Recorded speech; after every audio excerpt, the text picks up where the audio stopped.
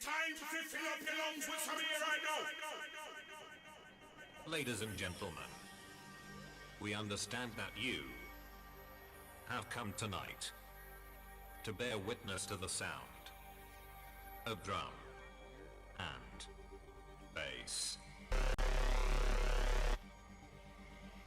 What's going on, mate? I don't know about these pendulum blokes. I've heard they can rinse it out proper.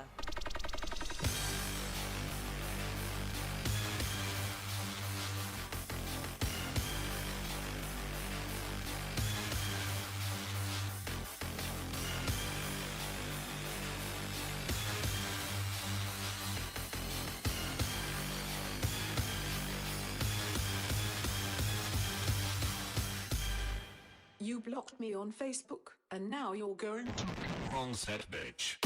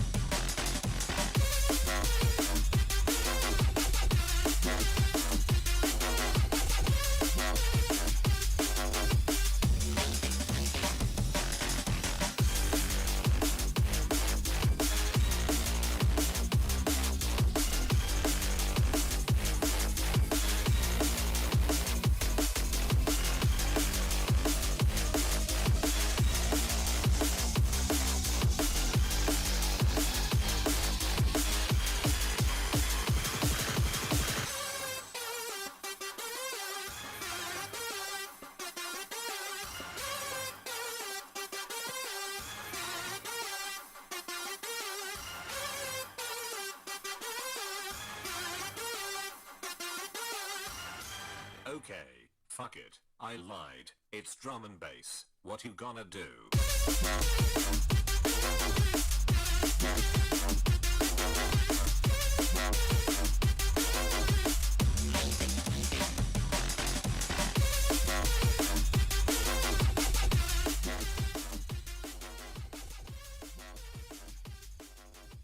Okay, what's really funny that this is actually a really deep cut. This is a deep cut. This was actually a VIP version of Blood Sugar by Pendulum that they played at a live show. Like they did this. They made this. This isn't like some MLG remix. This is official. It just so happens that it came out in the right time for the whole MLG collab craze and what have you. So this is from the source. This is from the source. It's real. And someone got a high quality rip of this VIP when they did a show, and I think it was, yeah, I'm looking at the description. It's a snippet from their 2005 January HYC preview tour intro. So yeah, this is directly from Pendulum and uploaded in 2017. You'll love to hear it. You'll love to see it. Also, hello. No, yeah, people forget that the Hold Your Color album came out in, that was 2006, 5? I have to refresh my memory. Let me open my Spotify real quick, because now I can't remember for the life of me. But yeah, that album's a lot older than people think. Let me see, Pendulum. I have to refresh my memory on the timeline of their discography here. Let's see, Hold Your Color was in 2007. 2007. And they released, I think they released Blood Sugar before that. I'm pretty sure they did. Yeah, Blood Sugar came before, if memory serves. It's been a hot minute, but yeah. So deep cut for Pendulum. Also, hello. What's going on, everybody? How y'all doing today? Hopefully everyone is doing well. Let me throw on some not copyrighted music as we get the ball rolling here. Hello. Why are you guys complaining? It's like, okay, listen. It wouldn't matter what I listen to. It's because I don't listen to what you as an individual listen to. Therefore, my music taste is bad. That's how it goes on the internet. Oh, yeah, have you heard this song? Well, that fucking sucks. I like this one better. Have you heard this one? That's pretty much every music conversation. College finals, man, good luck. I don't miss that. I genuinely, I don't miss that shit. I don't miss it. Yeah, I shaved, so don't flip out. But I don't miss finals in college at all. It was, it was a stressful time. It was fucking rough. It was rough. Don't worry, it's coming back. I wanted to reset the full beard, so I shaved the mustache off. Everyone gets so mad whenever I shave. Like, lest y'all forget, like, before 2021, when I would stream and ever show myself on camera, I didn't have facial hair. I kept myself clean shaved for a long time. It was only in the last few years that I started consistently growing a beard out. The only reason why I do it now is because I feel like whenever I shave, I feel like I age 10 years. I don't look younger when I shave. I look older because I look like my father. I look exactly like my father does from, like, the eyes down whenever he shaves too, and it makes me feel old. I'm like, shit, I look like my dad. Not that it's a bad thing, my father is a handsome man, but I just feel old. So that's why I started growing my facial hair out. So it'll be back, don't worry. I wanted to regrow a full beard. It'll be back in a couple weeks. Just give it some time. It'll be back. I look like an actor. What actor? Or just a general generic actor. I was enjoying the full beard. I rocked the mustache for a while, but we'll get the full beard back. Your offering to the god of hair has been voided. Listen, that's for what's going on up here. This I'll never have trouble growing this. I've never had trouble growing this. This will be here until the day I die. But what's going on up here? You know, I need as many deities as possible, saving what I got going on up top. You look oddly like yourself from 2019. Yeah, my build and my appearance have not changed much since 2019, aside from the length of my hair back when I used to grow my hair out down to, like, the middle of my back. But I feel like I'm a little too old to rock my hair that long anymore. So I keep it shorter. I'm actually due for a haircut. I feel like it's getting too long again. Just a little bit. Also, my hair's wet. That's why it's dark. I just showered a little bit ago, and then my hair's not dry yet. So give it a little bit. I'm not shaving my head. I will not shave my head until this is not when this becomes when I can't address this anymore. When I can't make my hair look okay up top, then I'm gonna shave it. I'm not gonna try saving it. There's gonna be no comb overs. I've always pushed my hair back, except when I was really young. When I can't save this anymore, then I'm going bald, and then I'm whatever's up here is coming down here. I'm just gonna keep my beard growed out, and I'm not gonna. Or I can rock the Mr. Clean look and just go clean shaved everywhere and get an ear piercing. Advertise paper towels. I could do that too. Shave my head when Valve decides to give tf2 a major. If Valve ever actually, in some capacity, brought back quick play, yeah, I'll shave my head. Why not? That'll be a good, because it's not gonna happen. Or if it does, it'll be years from now when I don't have a lot of my hair left. So yeah, if Valve actually brings back quick play in some capacity, hair's coming off. Gonna shave it. But they're not gonna do it because Valve is lazy as shit, and they don't like anything resembling work on their video games. Go Agent 47 full bald. I mean, that's kind of what it'll look like. I'm not shaving the eyebrows, though. We're not going that far. That seems to be a bit too extreme. Not gonna do that.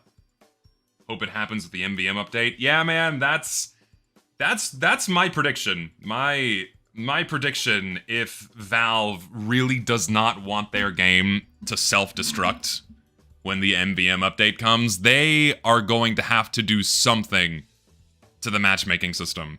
something. I don't know what they're gonna do, but they have to address it in some capacity, because if they don't, it's gonna fucking break.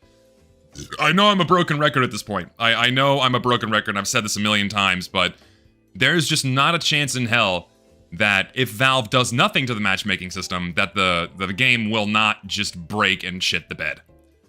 When is the Mustard Cupcake stream? Again, when I figure out how to set up a stream from my kitchen. I don't know how to do that.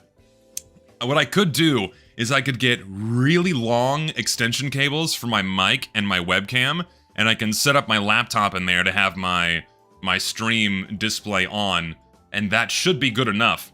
And then I can just, you know, I can do it from... That's probably the only way I'll be able to do it, is I have to find, like, super long extension cables and set it up in there. I cannot run this piece of shit for a stream. This is not gonna cut it. You need some laptop that does not exist to stream from it. Because it just has a nuclear fucking meltdown. Any laptop I use, it has a fucking meltdown. I've tried it before. Like, I'm not sure why, but streaming from a laptop just does not work.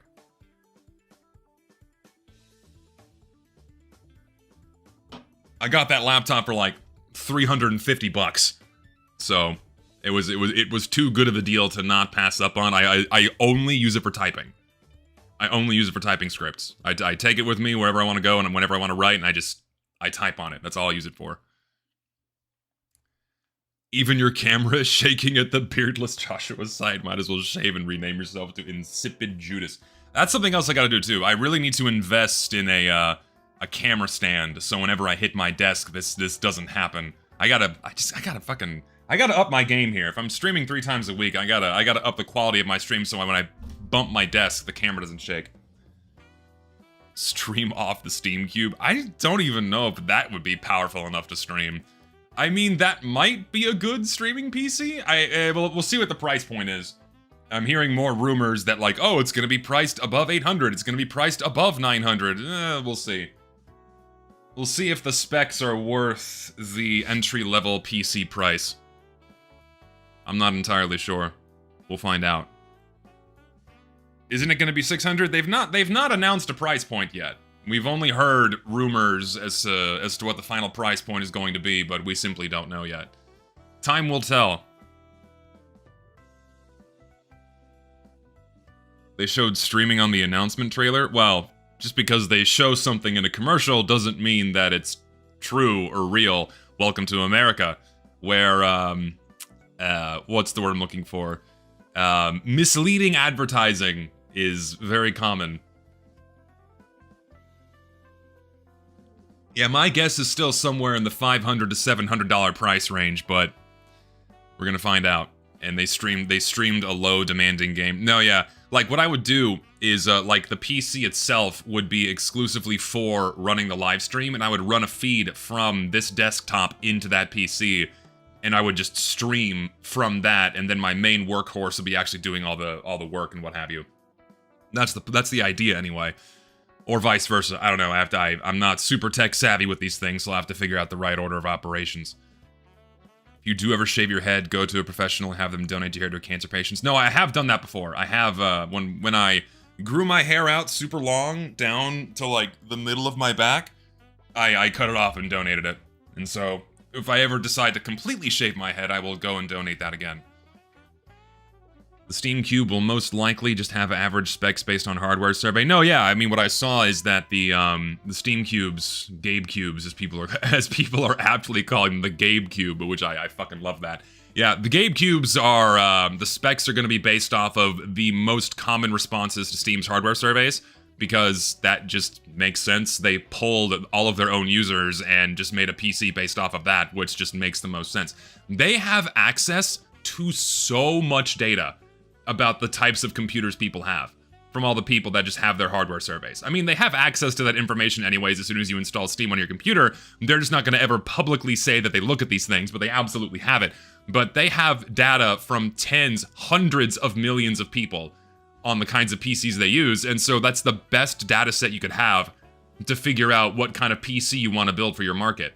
Because guess what companies don't have access to that information?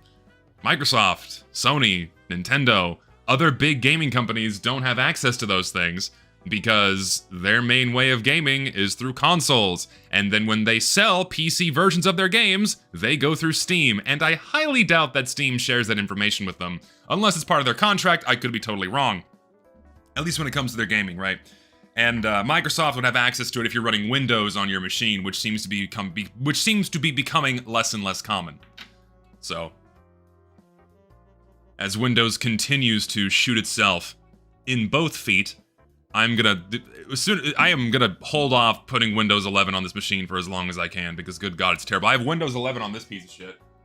Windows 11 on this is, I don't know how Microsoft managed to make the worst operating system imaginable with Windows 11. It is truly atrocious.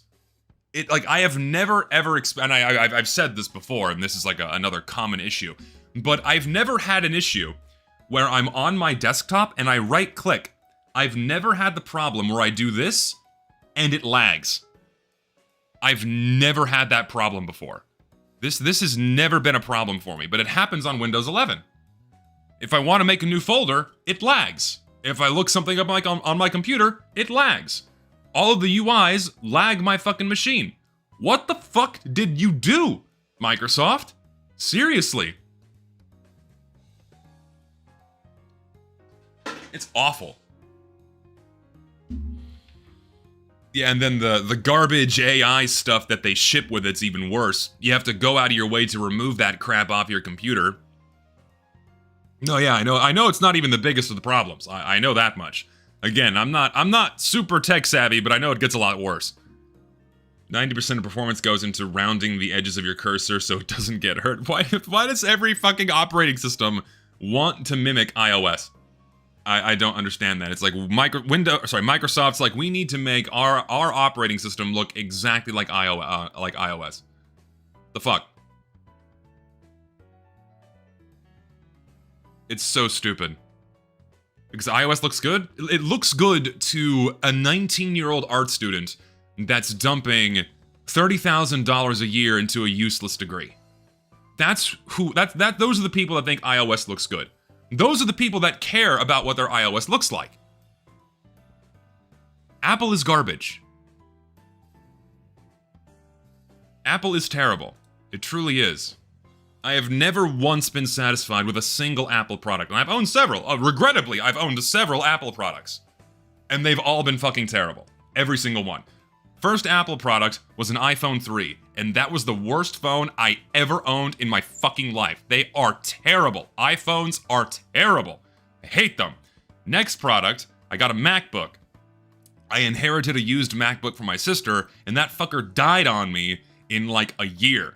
It sucked. It was slow, it was laggy, and if something broke on it, you're fucked. You gotta take it to a mom and pop repair shop, otherwise, well, just bring it on over to the Genius Bar. I'll hook you up with a $1,400 repair for that keyboard.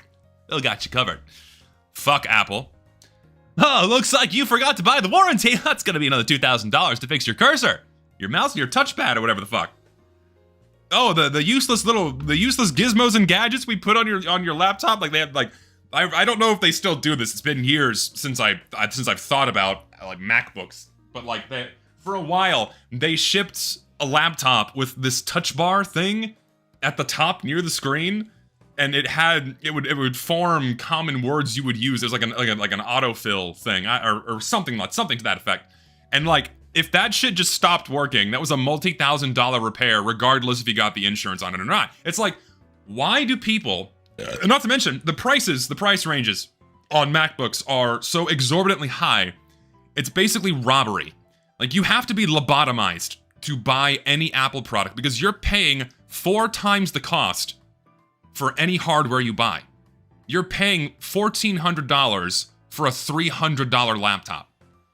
You're paying for the brand. All you're doing is paying for the brand. So you can brag and say, look, I got layaway on my $2,100 phone. I have a $400, I have a $50 a month payment. People make payment plans for their cell phones. People do they have payment installments when they, I turn on my flashlight.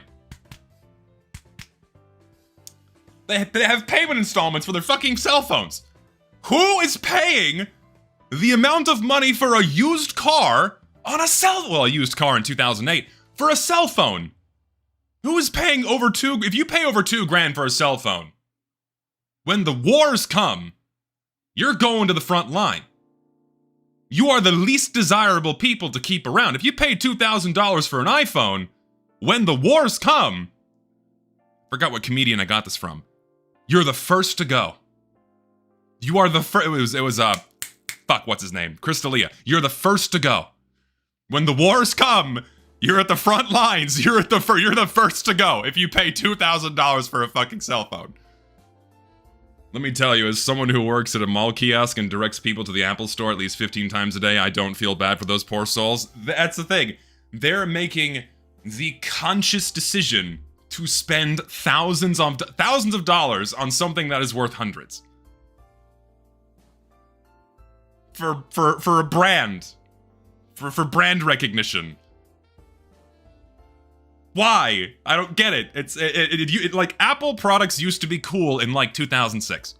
Back when like the big colorful iMacs, back when there used to be color and style in your phones and in your MP3 players, when things used to be super personalized and cool. But now, when everything's just gray and black boxes, what's the point? They were cool back then, but not now. Yeah, also, what is this? The concept of brand loyalism is something that I will never understand unless said company actually makes good products consistently. I'm trying to think of any company that I would shill on stream right now. Liquid Death. Liquid Death. I'm not sponsored by Liquid Death, but I have their cans. They consistently make delicious sparkling water. It's expensive, but it's fucking good. No sugar, agave nectar, water, and flavor. That's all that's in this shit. No fucking high fructose corn syrup, none of that shit. It's delicious. Very few companies that actually shill.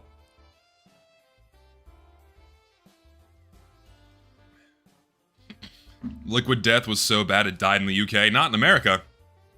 It's thriving here. It's canned water, it's sparkling water. If it was flat water, why are you buying it in a can? But if it's sparkling water, you get it in a can. Or a bottle. I don't judge.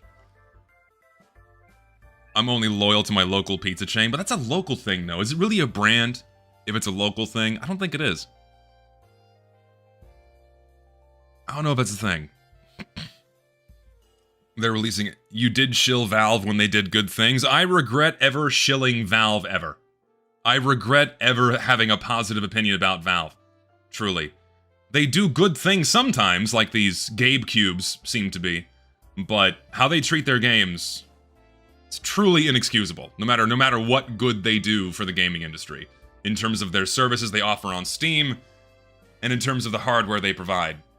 I regret having any positive opinions. Like, now that I went, after, like, I was immensely black-pilled on Valve as I was going through the research for my You Will Not Play video. Like, I was still holding out a little bit of hope that, like, okay, you know, I had a little bit of positive thought left for them, and after I made that video, I'm just like, fuck this fucking company, they're terrible. They're no better than any others. It's like, the reason why they're so highly praised is because they don't really have to work that hard to be better than any other AAA developer, and to be better than any other, like, online storefront for video games. They don't have to do much to continue their grip on the online game, for online game sales. Because every other alternative is just that much worse. It's the meme of do nothing and win, because every other company sabotages themselves in the most hilarious of ways. So, use Linux? I don't know, man. It's a bit of a deep well that I don't know if I want to dive into. Gold Rush releasing tomorrow on Steam. Am I going to play it? Yes, I will play tf2 Gold Rush on Steam whenever it releases. But it's not going to be tomorrow, because tomorrow I am busy, and Monday I'm busy. So the next time I stream, which is going to be Wednesday, I will probably try out tf2 Gold Rush. So, look forward to that.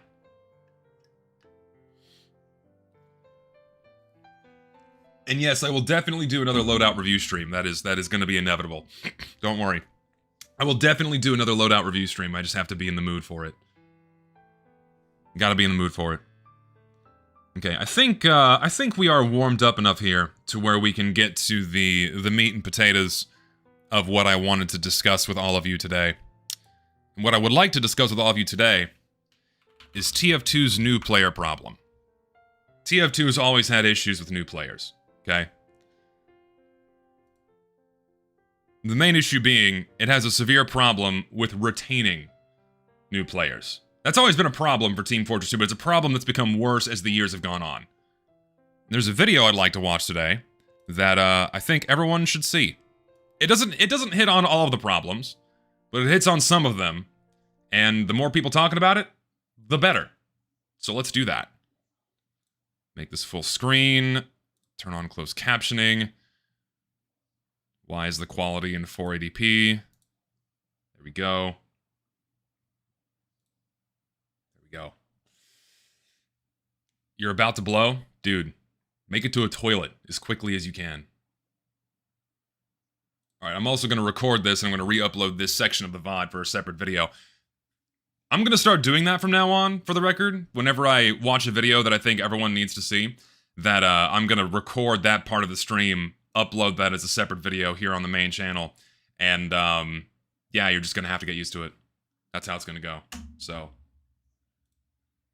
yeah, tf2 has a severe new player problem, and again, this video doesn't go through all of the issues that new players face, but it hits on some of them that I think more people need to hear and more people need to consider whenever they're thinking about the game's current situation and where this game is going to be going in the future. Like, yes, of course, before anyone says anything, and before we get into this, we understand. I think everyone here, raise your hand, class, if you agree with me. We understand that this video game is old. We know Team Fortress 2 is old. We know the video game reached 18 years of age this year. We understand that. That's not the problem. The problem is that this video game is still offered as a live, playable product that still earns Valve tens of millions of dollars a year. So at the bare minimum, we should expect at least some meaningful attention put towards this game in order to make it a better experience for those that decide to play it. It is not unreasonable. It is infinitely reasonable to ask for improvements for this game so long as Valve offers it as live, playable, and monetizes the hell out of it. And anyone who thinks otherwise is a fucking lobotomite.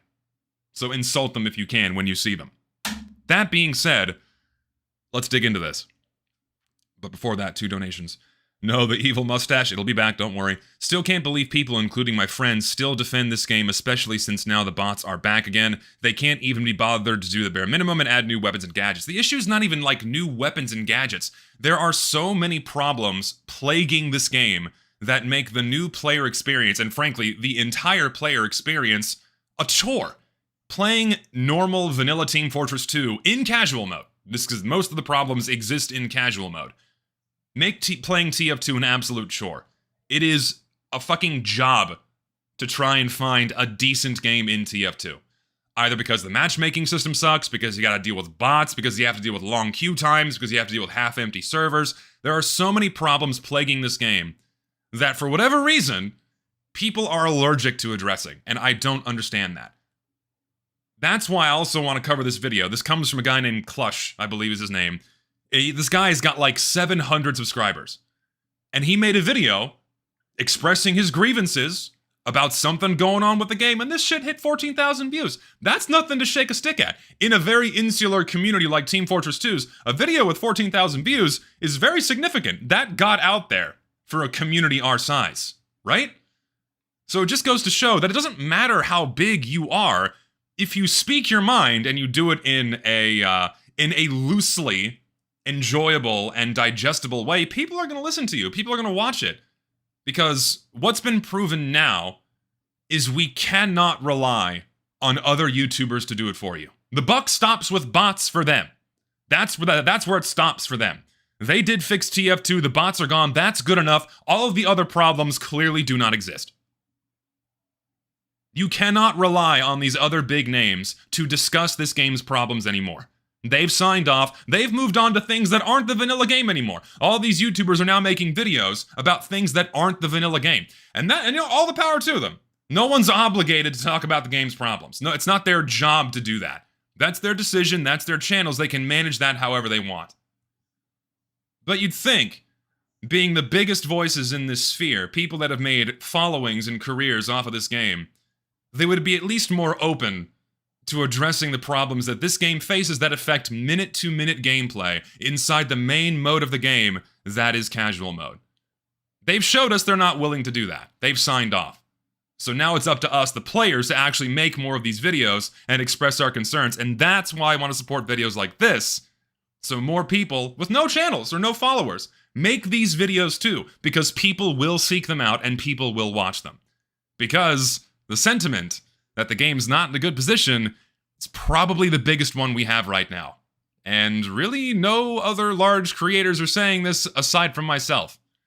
Ideally, more voices should be saying these things beyond me, and so it's always comforting to see smaller guys, normal players, making videos like this too. So I strongly encourage people to make more videos like this. Are tf2s removing all posts related to bots? Shocker, shocking, I know. You're not allowed to discuss tf2's problems on the forum for discussing Team Fortress 2. One post allowed, one thread per problem allowed because it cuts down on spam or whatever. That is so fucking stupid. If you actually go to RTF2 for any kind of meaningful discourse, just leave. You're not, that's the worst place to have it. Get out of there. Reddit and Twitter are terrible for discussing any of the game's problems. Make videos. That's the best way to do it, and it consistently is a great way to make a lot of noise. Because it's not, a post on Reddit or Twitter is very temporal, a video will stay. Anyway, let's get started. I've recently introduced some friends to TF2, and to get the issue at hand as fast as possible, it was the most frustrating introduction I've ever had to do for any video game I play. And for me, highlighted just how broken and downright stupid the new player experience is nowadays. How this game has managed. How many of you have tried to usher a friend into Team Fortress 2 and have had this same sentiment? How many of you? How many of you? I know I have. I've introduced multiple people to this game, and it's been hell on earth trying to teach them what the fuck to do. Yeah, almost everyone, not almost everyone, a lot of people here have experienced this same thing. Trying to introduce a new friend into Team Fortress 2 and having to explain to them just what the hell is going on. Okay? This is just touching on gameplay and how little the game tells you about how the game works, which, frankly, has been a problem since day one that is removed from the casual matchmaking system. So, a couple more donations. I'm sorry, I know I'm gonna have to keep going back every now and again. New player needs advice, avoid sniper sight lines, refuse to elaborate, another soul saved. Very true. I'm tempted to make a video of the cutoff between a community and live service game and how embarrassing it is, since I want to love this game and how we deserve better. Do it. Make videos, man.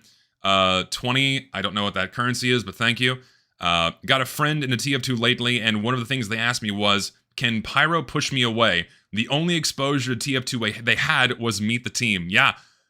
I mean, that's how most people are still exposed to Team Fortress 2 is a YouTube video. Either Meet the Team or any other video that people make. That's like still the #1 exposure people have to Team Fortress 2. About Valve presenting the game as constantly updated, people will tell you they wrote that description many years ago, so you can't expect it to be true now, which is complete nonsense. That doesn't matter. The game is still earning Valve tens of millions of dollars a year. If the game was earning Valve no money and they didn't update it at all anymore, then fine, whatever. It's all in the fucking wind. We shouldn't be expecting anything. But they still milk this game for money, tens of millions of dollars a year. We should expect the bare minimum level of maintenance and quality of life improvements. Things that actually improve the gameplay experience instead of making things worse, which is what they've been doing consistently for several years now. Every time they update the game, the experience is terrible. They keep pumping more maps into the game, which fucks up the matchmaking system. How many of you guys had a lovely hard time playing any of the new maps this Scream Fortress? Either because the map was broken, or because queue times were fucked. How many of you guys experienced that? Raise your hand in chat if you had to fucking deal with that. Playing the game? What? Playing the game? Yeah, playing? You want to play this game? No, you can talk about it all you want. You can make all the funny memes and posts you want about it. But you want to play this game? Well, you just gotta get a little bit lucky. You gotta get a little bit lucky. Yeah, a lot of people were experiencing fucked up queue times this past Scream Fortress. Happened last year too. It happened last year too. And the thing is, man, like, these aren't short-lived problems. This shit went on for weeks. It went on for weeks until the event ended. That should not be happening. It should not be happening at all. And it is just not that hard to fix the broken matchmaking system by effectively removing it. But it's just not that hard. And it's okay to talk about these problems.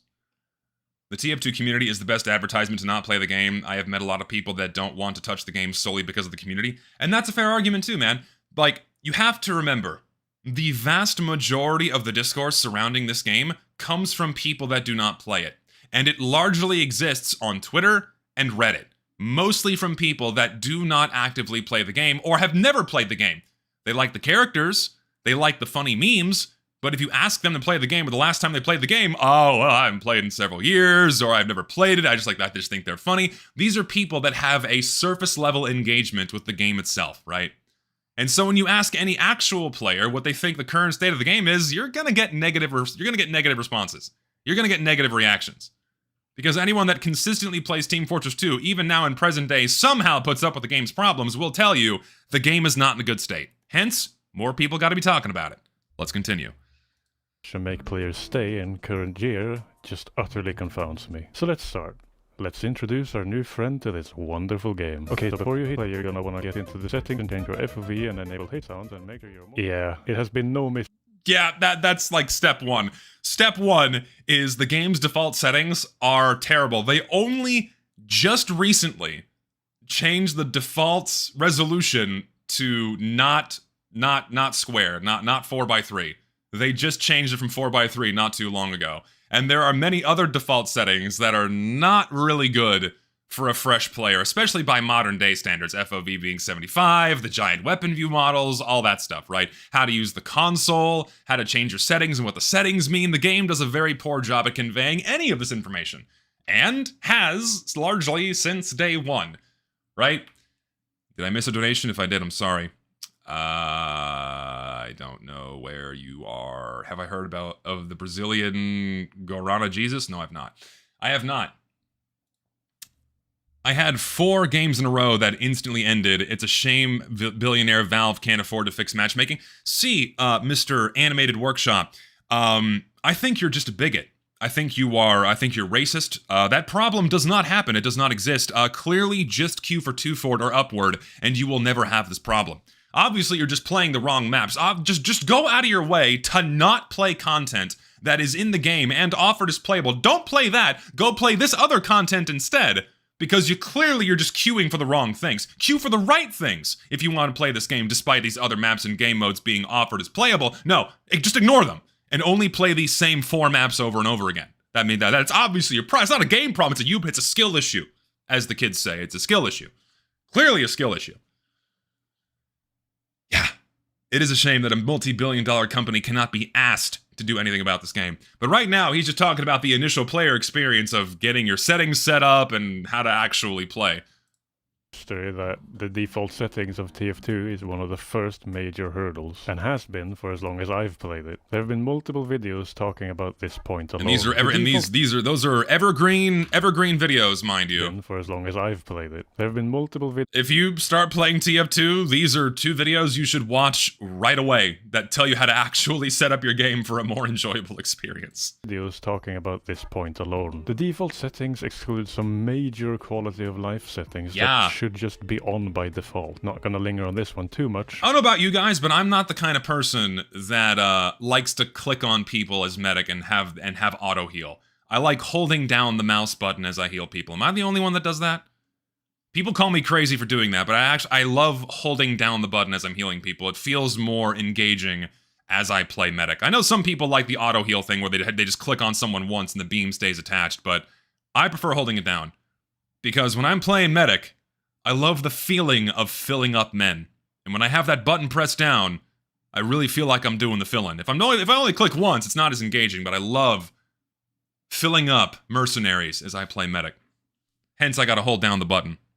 But making your friend go through 2 extremely unintuitive settings menus for the first half hour is... Well, okay, I will say, to call the menus unintuitive, That's not actually true. I think the menus, TF2's, that's one thing I will disagree with in a lot of people, and what a lot of people say about things like the server browser and TF2's menus. TF2's menus aren't unintuitive, especially like the normal settings menu that you see here on the left. This menu type is pretty standard even for modern games. The problem is the advanced options. There are just so many. This one's fucked up. The advanced options menu, like there's no tabs. It's this long list, right? But that's also standard in a lot of games. It's just that there's just so many settings and they don't sort things very well. Whereas in a game like War Thunder, I know War Thunder is not very well maintained. I know War Thunder has its problems. I know Gaijin has its problems. But one thing I will say that's nice is in War Thunder, you can search for a setting. In the settings menu, you can type in the setting you want and it'll pop up and you can change it. A little quality of life thing like that would go a really long way in a massive advanced options menu like this, and TF2 just doesn't have that. That would be a nice little extra thing, you know? I spent 4 hours on empty upward map during Halloween with only one other player. He was awesome. Matchmaking was shit, though. Yeah, there you go. I mean, it's like, listen, guys, it just doesn't happen. Just queue for a new game and waste even more of your time. That's all you have to do. But no, yeah, I mean the volume of settings, anyways, at least the ones here in the normal menu are they're pretty standard for most games. So I will disagree with that. But the advanced options menu, yeah, that's a little bit of a mess.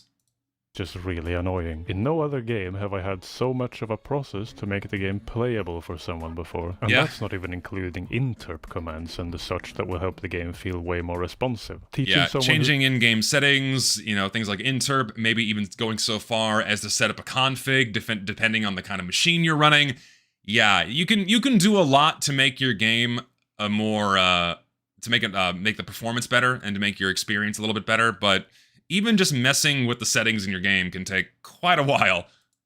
I've never used the dev console in a Source game before. If that's not the embodiment of the word unintuitive itself, then I do not know what is. And once any kind of advanced settings where you're having to mess with the interp and you have to actually manually enter these things in the console, that sucks. But then like the alternative is like, okay, well, just go set up a config. That's even less intuitive for someone that's just starting to play the game. What do you mean I have to go in the game files and download this other text file and put it in this folder so my game can run better? What do you mean the game just doesn't have the settings in there that will do that for me automatically? That sucks. That really sucks. And having all of this initial work to perform, and this is the thing, this is optional, especially now as the power behind PCs has gone up. I will say TF2 is still horrifically unoptimized, especially for newer hardware, because mind you, this game was made for computers in 2007. But it's not a complete necessity to make these changes. You can still play the game out of the box, but if you're wanting to stick around, if you're wanting to have a better initial player experience, so those hooks are dug into you deeper, so you have more fun, generally in your best interest to go through all these settings, more often than not. They left the default settings bad so people would change it to their preference and feel a more personal connection to the game, its conditioning. No, they condition you with item drops. That's how it's been since 2010. Yeah, since 2010, they condition you with item drops. They dig the hooks into you, not with the good gameplay, but because when you get an item drop, you now own something. You now own something inside of this free game. Like, shit, this is something I actually own now. I'm now inadvertently invested into this game. And that's what gets people to stick around. It's like, oh shit, I got a hat drop? What do you mean I can craft something? Oh my god, I got an achievement item. That makes you stay, because like, oh fuck, I can get more of this. It's a certain level of this, it's this insidious fuckery that they perform with microtransactions in people's sets. And not even microtransactions, like the item drops are free. It fucks with your brain and sparks off that extra layer of investment. Look out, there's a yellow jacket on your dress. You're funny. I have no wasps in this room. I own this scrap metal? No, yeah, it gets the player more invested into the actual game. With that, it's time to queue for a game. Eventually. Like... Yeah, okay, there we go. Yep. Alright, friend, pick your class and let's... So, imagine you're a brand new player. We've all been there. I remember my first time playing TF2. Imagine you're a brand new player, and aside from the game's mechanical complexity, aside from all of the default settings you have to change and what have you, imagine if your first player experience was during this year's Scream Fortress, during the opening day, or opening few days rather, because they didn't address these issues until the following week because Valve had to take their weekend off, and with the game breaking, nah, fuck it, that can wait until Tuesday. Imagine your first ever player experience was this year's Scream Fortress, where you just could not play the game. You would queue, you would queue, you would queue, you would queue, then you get in the map, and uh-oh, the new map is broken. What do you mean? Is this normal? Is this how the game is supposed to function? Do I normally have to wait this long? What do you mean the game just ended? What do you mean I got put into a game and then 30 seconds later, the game's over? I didn't even have enough time to learn what I'm supposed to do. Imagine if that's your first, and that is the initial player experience for so many people. We wonder why this game does not retain players. Like this guy said at the beginning of the video that it's a miracle that any new players stick around. Very few do. Like if you go to SteamDB, like do I have SteamDB like tabbed on here? No. Like if you go to say SteamDB, right? Go to Team Fortress 2, which is further down the list these days, right? I know I showed this in a video. I know people are going to say you showed this before, but players are not sticking around. For the past 3 years, player counts have been slowly going down. The baseline has been dropping because players are fed up. And new players are not staying. TF2's player retention is terrible for multiple reasons. So it's very rare that new players stick around. And when they do, they have to stomach a lot of things that every time they play, it just begs for them to leave. It begs for them to go find a different game that does not have these problems, primarily with its matchmaking system.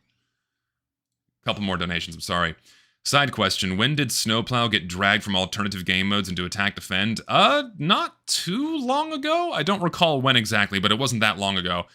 I honestly tried to have a legit conversation with a pro casualer. What part of re-adding X makes the game worse? All I got was, you're bad, it's not important, back to you're bad, and I already answered that by calling you bad. No, listen, I've said this 100 times. There is no serious argument in favor of casual mode. There is no serious argument against making casual mode behave more like quick play, behave more like how the game did before 2016. There is no serious argument in favor of anything about casual mode, aside from being able to select your maps individually. That's the only thing casual mode has that is positive and good. Everything else? It's indefensible. And anytime you try to engage in a serious conversation with someone that actually defends casual mode, they cannot defend their position.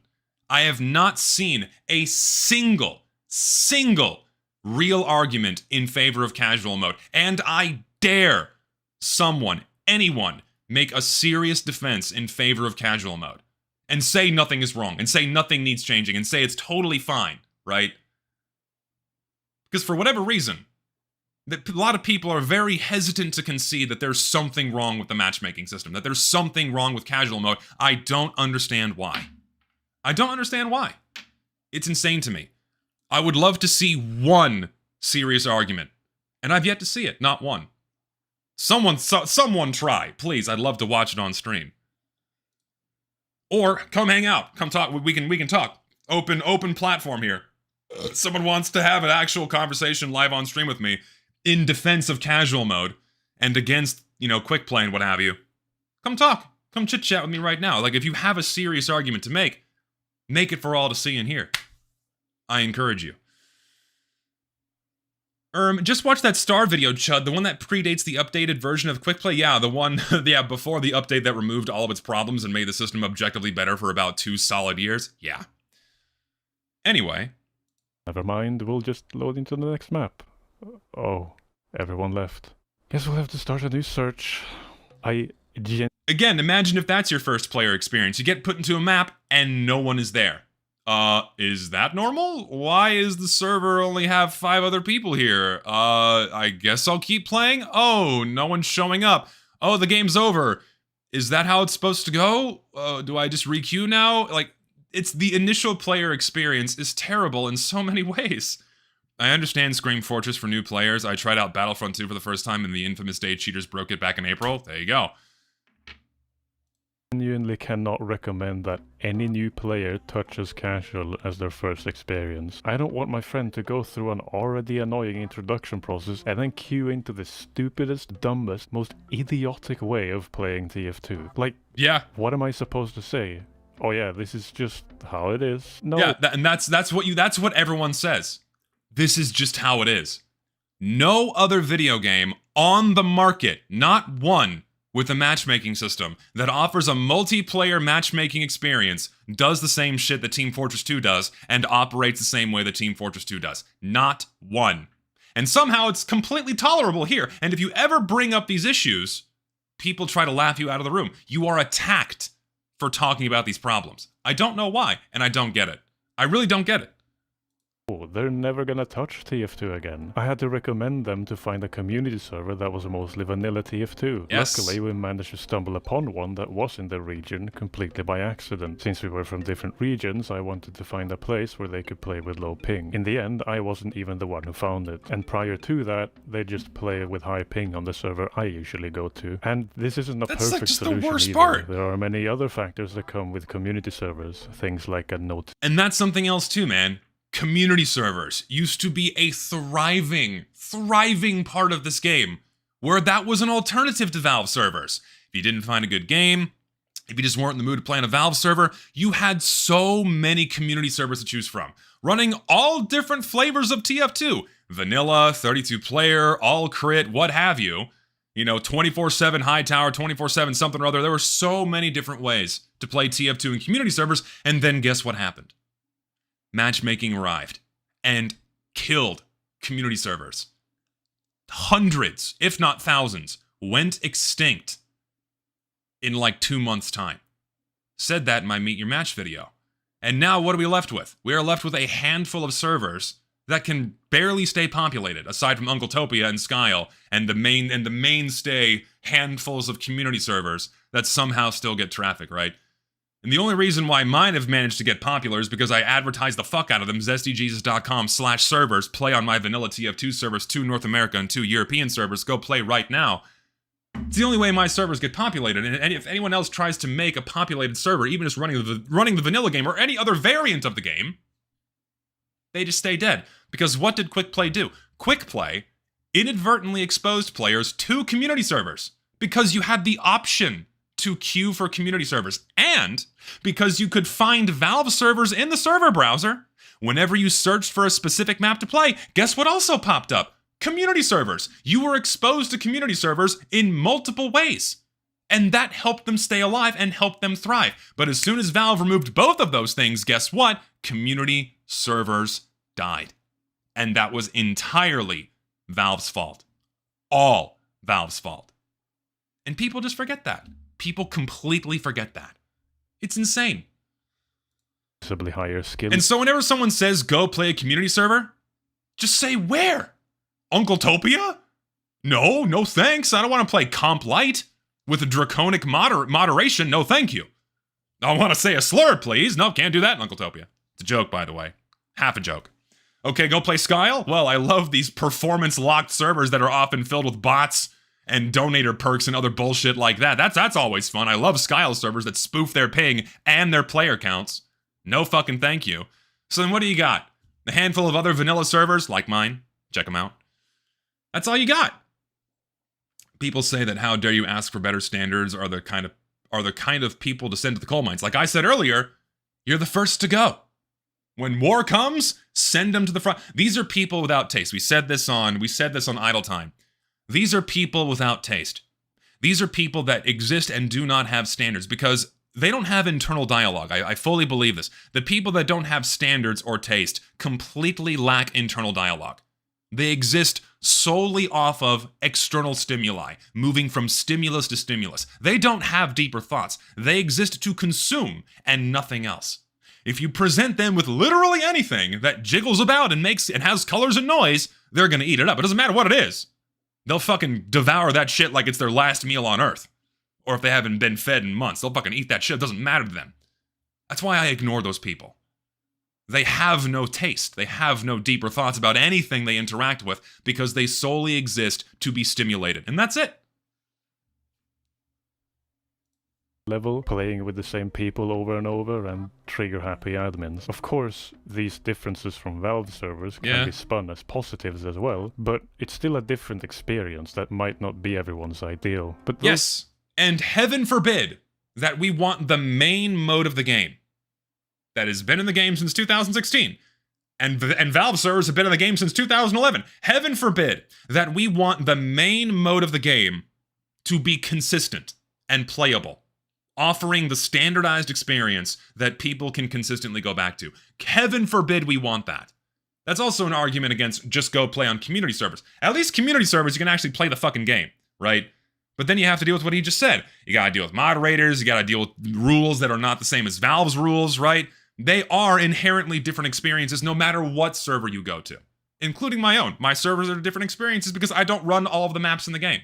I ban the Vaccinator and the Short Circuit, okay? But heaven forbid we want that consistent vanilla experience, which should be Valve servers. They committed to that as soon as they started offering their own servers as live in 2011. And they have failed on that commitment since 2016. Skyle fucking blows, that's a fact. Amen, brother. Yes, it does. Yes, it does. Nitpicked compared with the casual system. What?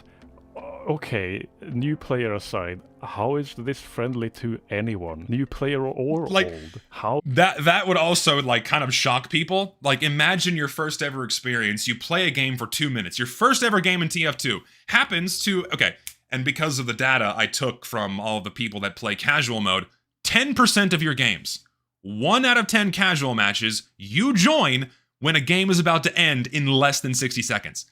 10% of your games you join right when it's about to end, if not after it's already ended.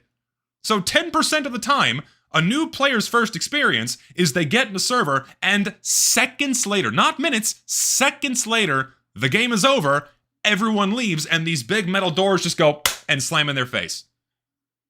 What other emotion would that, what other emotion would that cause other than confusion? What do you mean the game's over? I just started playing. What's this thing? This is a map? We're voting for a map now? Why is everyone leaving? That would confuse the shit out of any new player. And that happens 10% of the time. 10%! It's ridiculous. How is this sustainable? It's not. All right. It's not. The map bloat is another severe problem that, again, also impacts the new player experience, because what happens when you have now 122 maps just in the vanilla rotation? For Scream Fortress, we had over 180. 182, I think? Was it refresh? I've lost count now because there's so many. 182, we have 182 maps in the rotation with Scream Fortress, which is fucking insane. Absolute insanity, right? What does that do? That spreads players extremely thin, because after the people initially pile into the brand new maps, they get distributed across all the other Scream Fortress maps, and they're constantly hopping around as they finish their contracts. And especially now, because Valve made it so you don't have to follow your contracts in a specific order. That is don't get me wrong, that is a good thing. Thank God. I don't have to play on garbage maps before I can play the good ones and do those contracts. Thank God I can pick and choose what contracts I want to do, which would be great if we didn't have 60 fucking plus Scream Fortress maps. Why are there 60 of them or 50 of them? It's 60 now, I think. It's over 60. That's fucking insane. 60 fucking Scream Fortress maps or 58, however many. It's a lot. It's too many.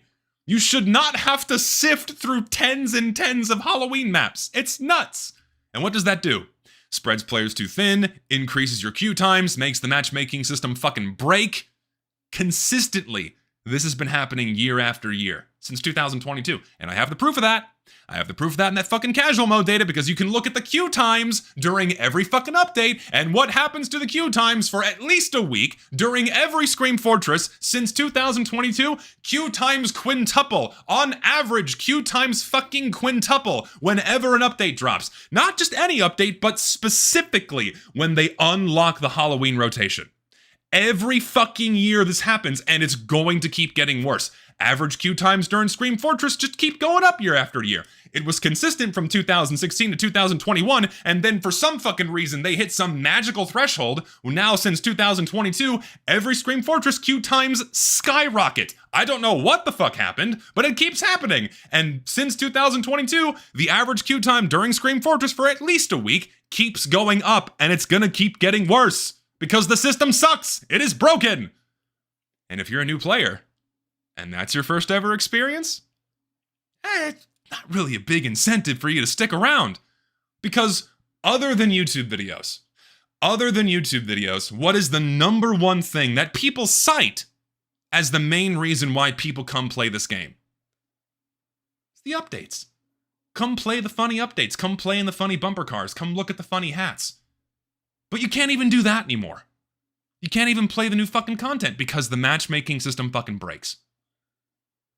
And of course it's free. Let's be real, that's the main appeal. It's a free game, don't get me wrong. Ignoring the fact it's free and thrust in your face as soon as you download Steam, definitely the biggest funnel for people to get into TF2.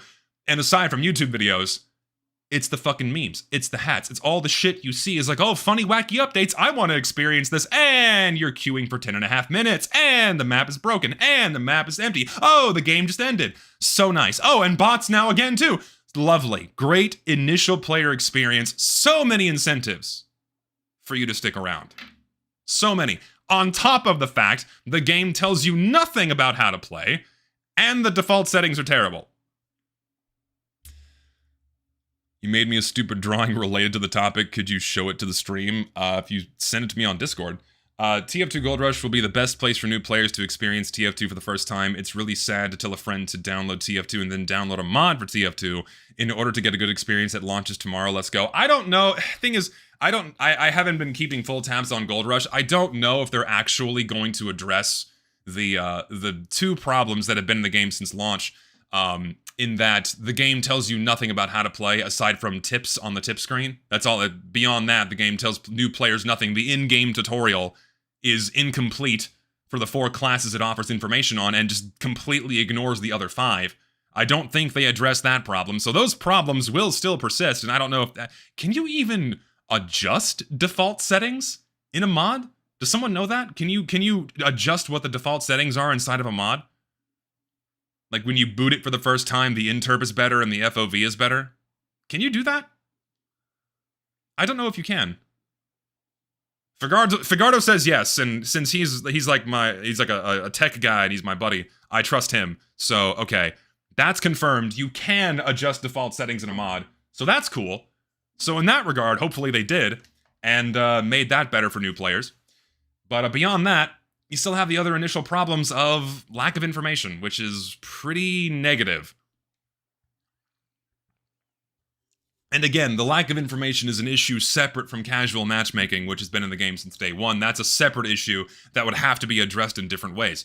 More fleshed out tutorial, and I had this other opinion of mine that I think is perfect, and if you disagree with me, I'm gonna fucking kick you in the balls. My opinion is that a really good way to introduce new players to unlocks is with contracts. They started doing this in 2017 with Jungle Inferno, where they made a contract for each brand new weapon. Like, hey, here's this weapon. Here, you get a version of it for free. And you don't have to complete the contract, you just get the weapon. But the contract says, hey, get X amount of kills, or heal X amount with the banana, or heal 5 teammates with the fucking banana, you know, fly through the air 3 times with the jetpack. Just very introductory tasks that familiarize a player with how the weapon works, right? And they don't have to do the contract if they don't want to. You just get a free, uncraftable, untradeable version of the weapon instead of having to wait to get it with an achievement or with a drop system. You just get all of the unlocks for free straight away as soon as you install the game. Again, uncraftable and untradeable, so they can't be farmed. But for a new player, and of course they'd have to give a more fleshed out tutorial with all the vanilla weapons and what those do before you can even consider those contracts.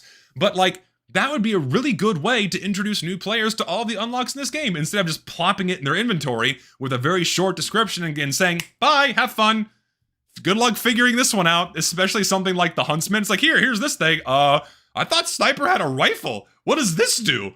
It's like, oh, you can headshot people with this thing? It's like, You know, all, especially like mechanically unique weapons, right? Like Pyro graduating from the shotgun to the flare gun. It's a completely different weapon. Sure, it's intuitively simple. Shoot flare at person, set them on fire.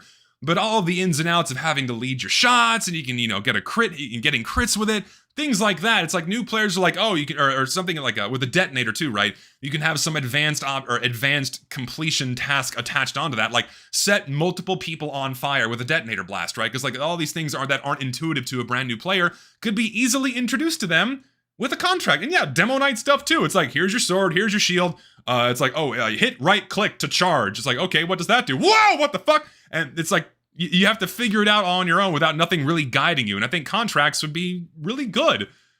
A good way to introduce players to unlocks, anyway. And maybe even the vanilla classes, because we had a lot of good contracts for just the vanilla classes. You had a soldier contract, you had a sniper contract. Those would be good too. They're not replacements for tutorials, don't get me wrong, but that'd be a nice way to ease people in. On top of a more fleshed out tutorial that tells you not only the basics of each class, but also the basics of the gameplay itself. Like, we don't have a payload tutorial. We don't have a King of the Hill tutorial or an attack defend tutorial. Or we do actually. It's like the very rudimentary Dust Bowl tutorial that I think is part of the soldier tutorial. But beyond that, like, players aren't even told the basics of gameplay. Like, I showed a clip of this in my You Will Not Play video, where it was like obviously someone's first time ever playing Payload, and they're on the red team, and they walk up to the cart, and they're like, oh, it's not moving, because I think they thought they could push it back? That, like, the game doesn't tell them why it moves at all. You just have to walk up to it and go, oh shit, being close to it makes it move. Like, you have to figure that shit out on your own. And then on defense, like, how do you stop it? Well, you can't stand in front of it, it just keeps moving. Or it stops if other players are around, rather. But the game tells you none of that. And then something else too, it's like, oh, if they capture a point, like, what do you mean they get more time? You know, and I put a clip of that in my You Will Not Play video too. It's like, what? The clock reset? What, like, that players are told nothing. Having more information like that. And of course, you don't need like this 9,000 long hour or like 9,000 long page tutorial that tells you all of the intimate details of the game, but just very, very basic gameplay stuff being handed to the player in an optional tutorial that's not a chore to breeze through. That would go a really long way for player retention in Team Fortress 2. Yeah, I should not have to read the wiki. I should not have to go out of my way to read the wiki to figure out how to play this game, or any video game. And it's unfortunate that's becoming more the standard for a lot more modern titles. Contracts are one of the best ideas they had, and in classic Valve fashion, they have let that to rot. I know, contracts were so cool. They breathed so much new life into the game. Because, we all admit, not all of us, but like, how many of you fall into a rut when you play TF2? Seriously, how many of you, like, you have your class, you have your maps you like to play on, and that's what you stick with, right? That's all you do. Like, that's why people main a class in TF2. It's the class they play the most. Sure, you deviate from that a little bit. You play some other classes here and there, but you primarily play one or two things on a handful of maps, right? That's what most people do. Very few people say play every class evenly, or people tend to avoid something that doesn't quite interest them. But contracts breathe a lot of new life into the game where it's like, hey, why not try Pyro? Why not try out the flare gun? You know, you normally play Demo Man. Why not play Pyro for a bit? Here, you do this contract, you get a little toy at the end. That breathes a lot of new life into the game. It's like, man, I never experienced this before. This is actually fun. Boom, another 500 hours ready for that player to experience, because they'll just sink that time into Pyro. Because they otherwise would have not gone out of their way to try it. Contracts are an amazing thing for a game like Team Fortress 2, because a game as mechanically complex as TF2 that offers so many different ways to play just the vanilla game, that encourages players to engage with all those assets and all those facets of play. And it's a shame that Valve just left that to rot, and in exchange just, use contracts as a vehicle for more content in Scream Fortress, which is kind of lame. So, anyways, that was a long-winded rant. Let's keep going. We got a game. Here, I'll go to the other team so I can demonstrate this. Oh yeah, I can't switch team. Well, guess they'll have to figure shit out themselves. Pre-meet your match player spotted. Can't change teams. Another fun player freedom that Valve removed in favor of garbage matchmaking that does not work. Man, there was a time where you, the player, had the freedom you had the freedom to play with or against your friends whenever you wanted to. You have not been able to play against your friends inside of vanilla Valve servers for 9 years. That's a player experience that's been missing from the vanilla game for 9 years. They took that away, and they've never given it back. It is so fucked up, because it is so fun to play against your friends. It's so fun to play against your friends, but you're not allowed to do that anymore, unless by some miracle you get auto-balanced. Which rarely happens, because auto-balance is, guess what, also broken. Making a video about that real soon. Oh yeah, the dueling minigame, something that was specifically put into the game to not only interact with people on the enemy team, but also you can duel your friends. Can't do that anymore, unless you're in a community server or your friend gets auto-balanced. Dueling minigame just doesn't fucking exist anymore, apparently. And like, this option too, I find this insane. Keep party members on the same team. Talk about facilitating Steamrolls even worse. The casual matchmaking system sets up Steamrolls automatically with the party system. Hey, you're gonna have to play against this 6-stack and you have no fucking choice. Bye-bye, time to queue for a new server. Uh-oh, 4 cheaters on the enemy team because the game just does that automatically for them? Bye-bye, time to queue for a new server. So fun, so nice. I fucking hate that argument too, where it's like, well, back with team switching, you could just stack the teams whenever you wanted to. No. Because the only way you could switch teams is if there was a slot available on the other team. The other team needed to have needed to have fewer players than yours if you wanted to switch teams. So stacking more than 2 people was a fucking chore. And when that happened, and when there was a stack, and when there was a steamroll, guess what we had? Scrambles. Yeah, we had team scrambles that shook things up. Instead of having 2 short rounds, the entire server resetting, everyone leaving, and then finding a new server. Instead of having all of that downtime, instead of just queuing for the same map again because you didn't have your fill, you just had a 5.5-minute round on Harvest. You want to play some more Harvest, but sorry, now you have to wait 2.5 to 3 more minutes to start playing again. Because the server simply must reset, because you must have a win-loss condition, because you simply must have a skill rank in this game for a matchmaking system that works so well all of the time. You simply need that. You don't understand. TF2 is going to beat Overwatch, guys. It's not too late. It's not too late. It's going to be the next big esport. You have no idea. TF2 is going to be the next big esport. 2025 is TF2's esport year. Just wait. It's going to happen. These skill ranks are super important. People really care about these skill ranks that you can't even see because your MMR rank is hidden. And your casual rank has nothing to do with your MMR. It only has to do with the number of points you earn. So they're not even fucking visible. So what do they fucking matter?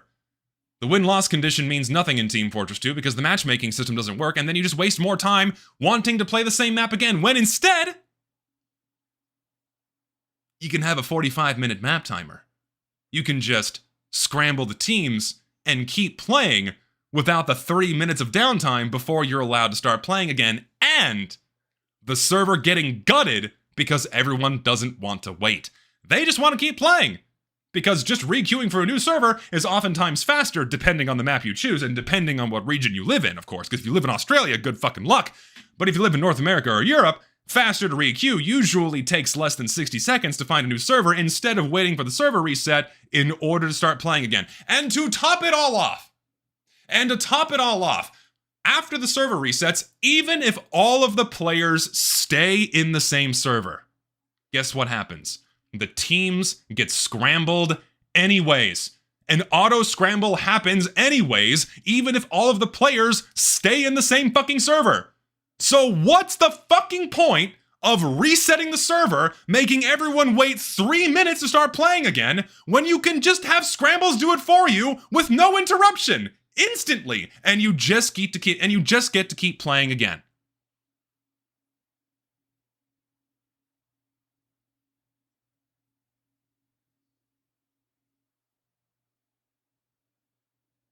I'm waiting for any serious defense of casual mode. I'm still waiting. Any takers? Any takers at all? I'm waiting for it. If only this fucking setting existed.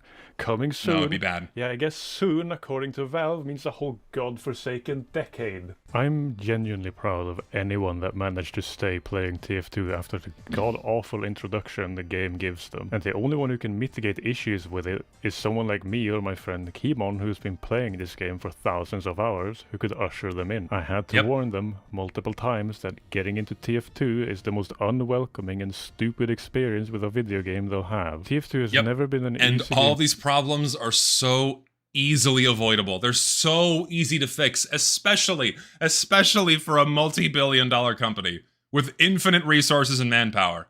But they just don't do it. They just don't do it. Grasp as a new player, but I would like to point my fingers towards a specific update that made the issue way worse.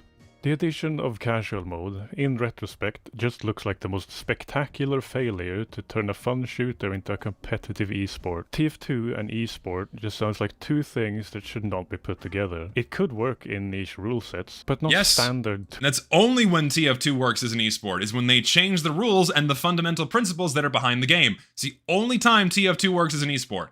Not the vanilla fucking game, and not the weird competitive format they gave us in Meet Your Match, no sir. 12v12 that the game was balanced around. It completely uprooted how the game was being treated going forward, with a completely backwards view on what TF2 the game was. It'd be like Nintendo. No, Valve knew what the game was. Valve knew what they were doing. They knew what TF2 was. They knew that TF2 was the relaxed, casual shooter of which the vanilla gameplay was not designed to facilitate esports. But they just had to chase the bag. They had to chase that bag. They had to get a competitor for Overwatch out there, and they got pressured into doing it. And that's why they did what they did. They took their working formula from Counter-Strike and Dota and said, you know what, fuck it. Put that for TF2 too, and guess what happened? Oh, they broke the fucking game, and it's still broken 9 years later. Casual mode being up for so long and Valve not wanting to walk back things they've made, we are not likely ever going to see casual mode removed, sadly. Thing is, we don't need to... Let me be real with you here. We don't need to remove casual mode. We don't need to bring back quick play. All you gotta do is you gotta listen. Come a little closer. We'll let you in on a little secret. We'll let you in on a little secret. All you gotta do is slip the pill in the piece of cheese. That's all you gotta do. We don't have to advertise the removal of casual mode. We don't have to advertise bringing back quick play, a system that more than half the player base never experienced, because what's someone going to do if they're presented with something they know nothing about? Well, they're going to be a little hesitant. They're not really going to know what's going on. But what you do is you slip the pill in the piece of cheese. And you ask to improve casual mode. You ask to fix casual mode by making it function like quick play. But you don't say quick play. You don't say the nasty, nasty word that is quick play. No, we don't dare say quick play in this house anymore. That is a disgusting word. It's a filthy word. You can't say that, no. But what you do is you say you fix casual mode. But you slip the pill in the piece of cheese. You keep the facade. You keep the little stim badge. You keep the levels, but everything else under the hood. That's quick play. That's the old server settings. That's what you ask for, instead of overhauling and removing the entire system. It's still the same shit. It's still the same end goal. But we're not removing casual mode. We're not gonna bring back quick play. Listen, little secret. It's basically doing that. It is basically removing casual mode and basically bringing back quick play.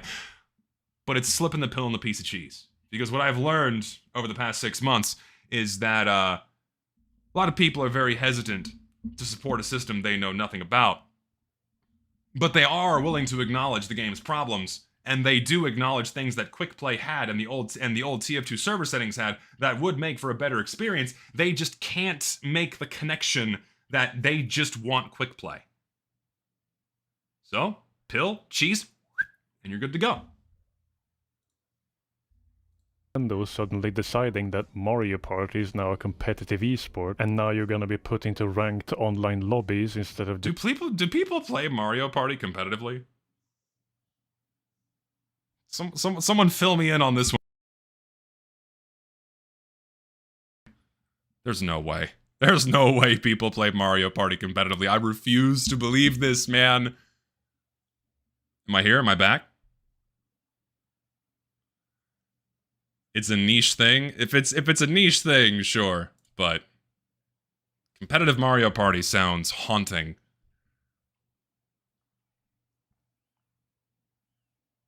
Oh Lord. I don't believe it. I'm gonna have to. There has to be. Is there like an MLG Mario Party team? Oh Christ. Just playing with your friends on a couch. I started in 2014. I had a brief moment of experiencing the quick play system. He had one solid year of quick play. One solid year. And then it was just ripped away from me in favor of this. And maybe it would... And listen, for the record, because I know people are going to be bitching in the comments when I re-upload this one. People are going to be bitching. Yes. Quick play was not a perfect system. Still had its flaws.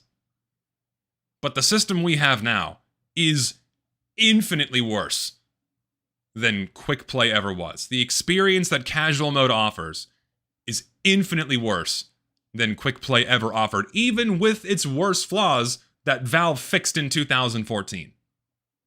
Bar none, a far worse system.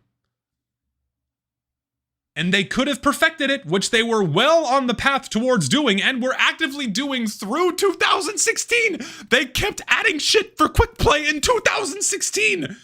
And then they pushed casual mode like 2 months later. What the fuck, dude? Send the drawing in Discord DMs. Let me open this bad boy up. This is horrible. Oh my god. So awful. What? Why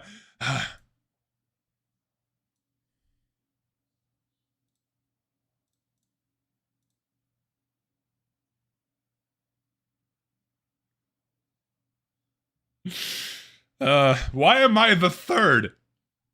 Why am I the third? There's I am the third in the line here. Oh Lord, this is beautiful. Thank you for the lovely artwork. Truly a gem here. Millions must unbox. And yeah, I mean, there's grains of truth to this. Well, there is just truth to this. The best way to show your distaste for how a game is being treated is to not only talk about it, but stop spending fucking money on it. Stop it! Would have worked. Maybe having some completely different version of matchmaking would have worked. Maybe if the game had tens of thousands of more active daily players. But no, it wouldn't have worked. So I mean, I explained why in my video, and this isn't like a dig at Mr. Clush here. This is just me saying what I've spoken about before. Matchmaking would have never worked in Team Fortress 2. I had like a whole 30-minute section explaining why. But to summarize these things, TF2 is far too complex of a game in order for matchmaking to actually work. Players have the freedom to change class and loadout whenever they want. We have so many different map environments that affect class effectiveness and player effectiveness, especially if they don't know that much about the map. You have so many different variables that affect an individual's impact on the actual flow of the game that no matchmaking system could ever hope to even come close to accurately rating someone's skill level.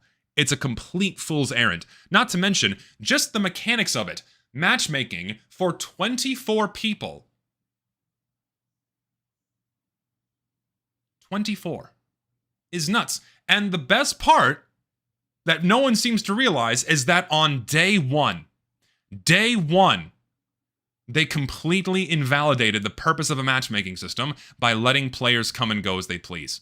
Because that freedom of being able to come and go as you please is completely antithetical to organizing teams based on skill. What's the fucking point? What is the fucking point? Amongst other issues. Yuzuk made a Reddit post before Meet Your Match came out where he called out the red flags of the matchmaking system that TF2 had. He hit the nail on the head. Dude, some people were calling that shit out before the betas dropped. And when the betas dropped, even more people were calling this shit out. But just as we still deal with today, what happens is that you just cannot speak ill of how Valve treats any of their games. Even in 2015 and 2016, you had people vehemently defending what Valve was doing. Oh, don't worry, they're going to fix it, they're going to address these things, because that was the common expectation. You would think the developer would actually fix the game's problems or the problems with their beta, but they just never did. They never did. And then all the problems that existed in their competitive beta got translated over to casual mode, and everything went to shit. And it is still taboo for some reason to, at least on an open platform like this, talk about matchmaking's problems. For whatever reason, it makes some people very, very upset. I don't understand it. It's so weird. It didn't, and it definitely doesn't today. The only way I interact with the matchmaking system nowadays is doing the Halloween contracts and checking out the new maps a bit, and then never touching it again. And this, to me, is the most egregious reason why the game is losing players and turning people away. Unless you know someone who can introduce you, you are going to have a terrible experience getting to grips with this game. My aforementioned friend Kimon, TF2's player retention is terrible for this reason. Play TF2 with would likely never have continued playing had he not started playing just a little more than a year before doom fell upon us all. Anyway, abolishing the matchmaking system aside, I want to talk about some things I believe should be added, because the new player experience doesn't just end at the broken Again, share your ideas, people. Like this guy's doing here. You don't need 100,000 subs. You don't need 500,000 subs. You don't need 1 million subscribers.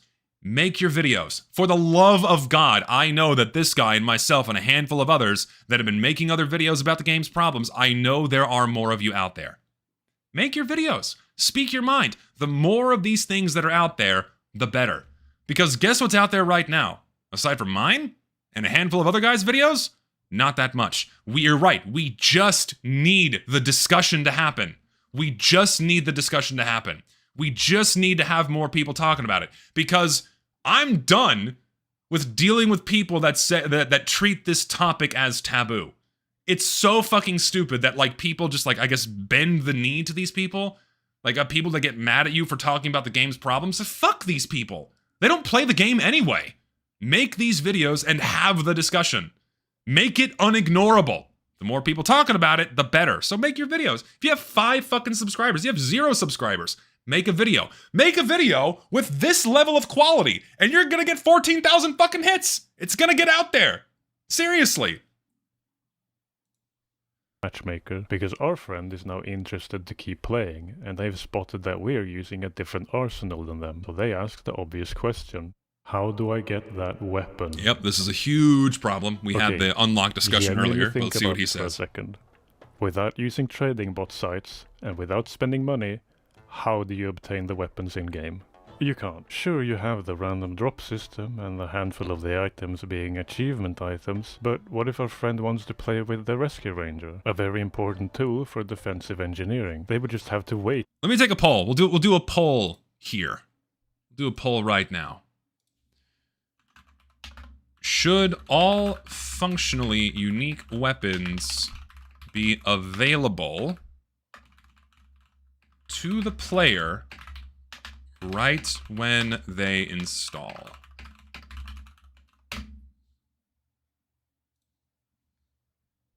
Let's see what y'all think. Because I see a lot of people that say no. But should all functionally unique weapons be available to the player right when they install? In some form or fashion, right? Perhaps, like I said, that contract system so they're not overwhelmed. But in some form or fashion, should they be available to the player right when they install the game?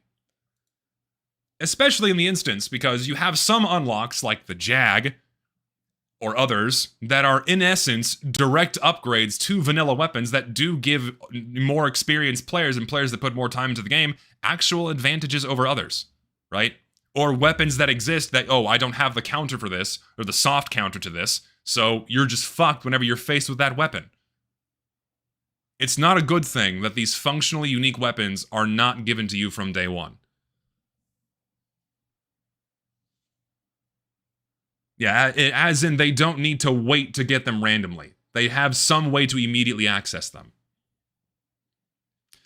That's gonna make a new player confused as fuck. You don't think you don't think they're confused as fuck about the vanilla mechanics already?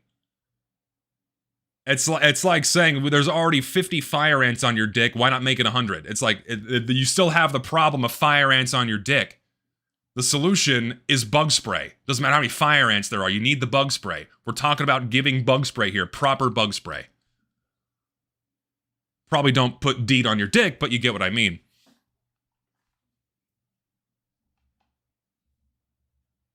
Yeah, the contractor has huge potential for weapon unlocks and tutorials, yes. Make an XP system that you trade in for what you like. I don't like that either, because you're having to force a player to grind the game to get functionally unique mechanics. I don't think that's okay. Like, flip side, let's say they did that with classes.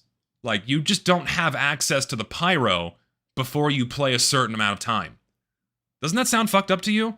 That's in the same vein as locking mechanics behind playtime, which they kind of already do thanks to the drop system and the achievement system. I don't think that's okay at all.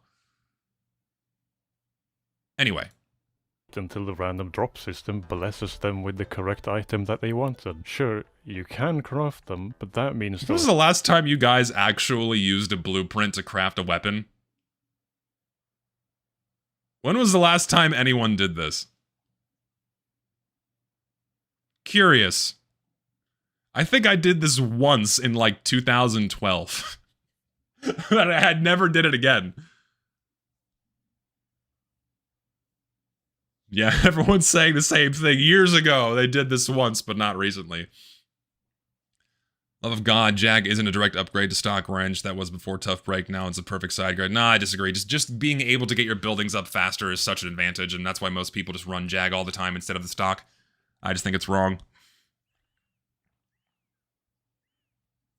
Well, I'm talking about weapons here, not about crafting hats. But when was the last time y'all actually crafted a weapon using a weapon blueprint?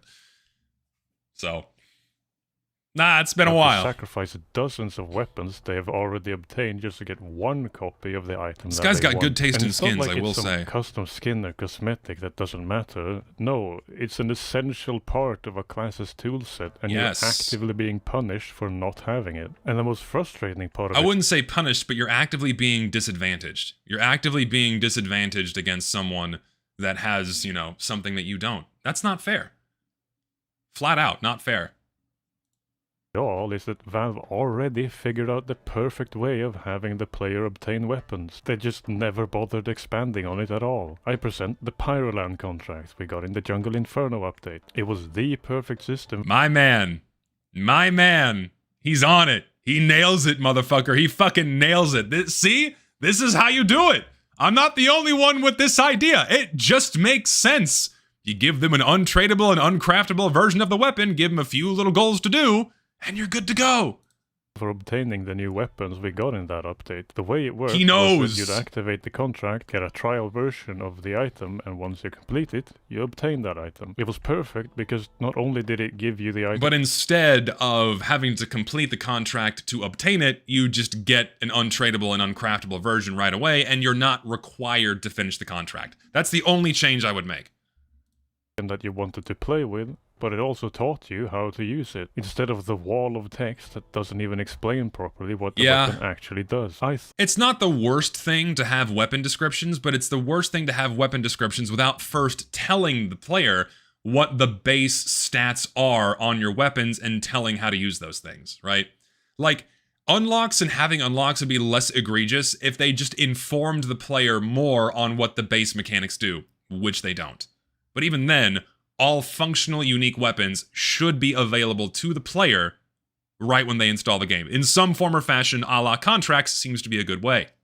Thought, in my blissfully ignorant, promised heavy update 2018 mind, that this would be expanded upon further for all weapons. But sadly, no. That never happened. The best I can do nowadays is rummage through my own backpack and give the duplicates I don't want to my friends. Holy shit, Kim, please craft some scrap. See, and I really, really hate the excuse that a lot of people do, where it's like, well, you can just get all of them for like $1 off a trading website. You can just ask someone to give them to you. You shouldn't have to do that.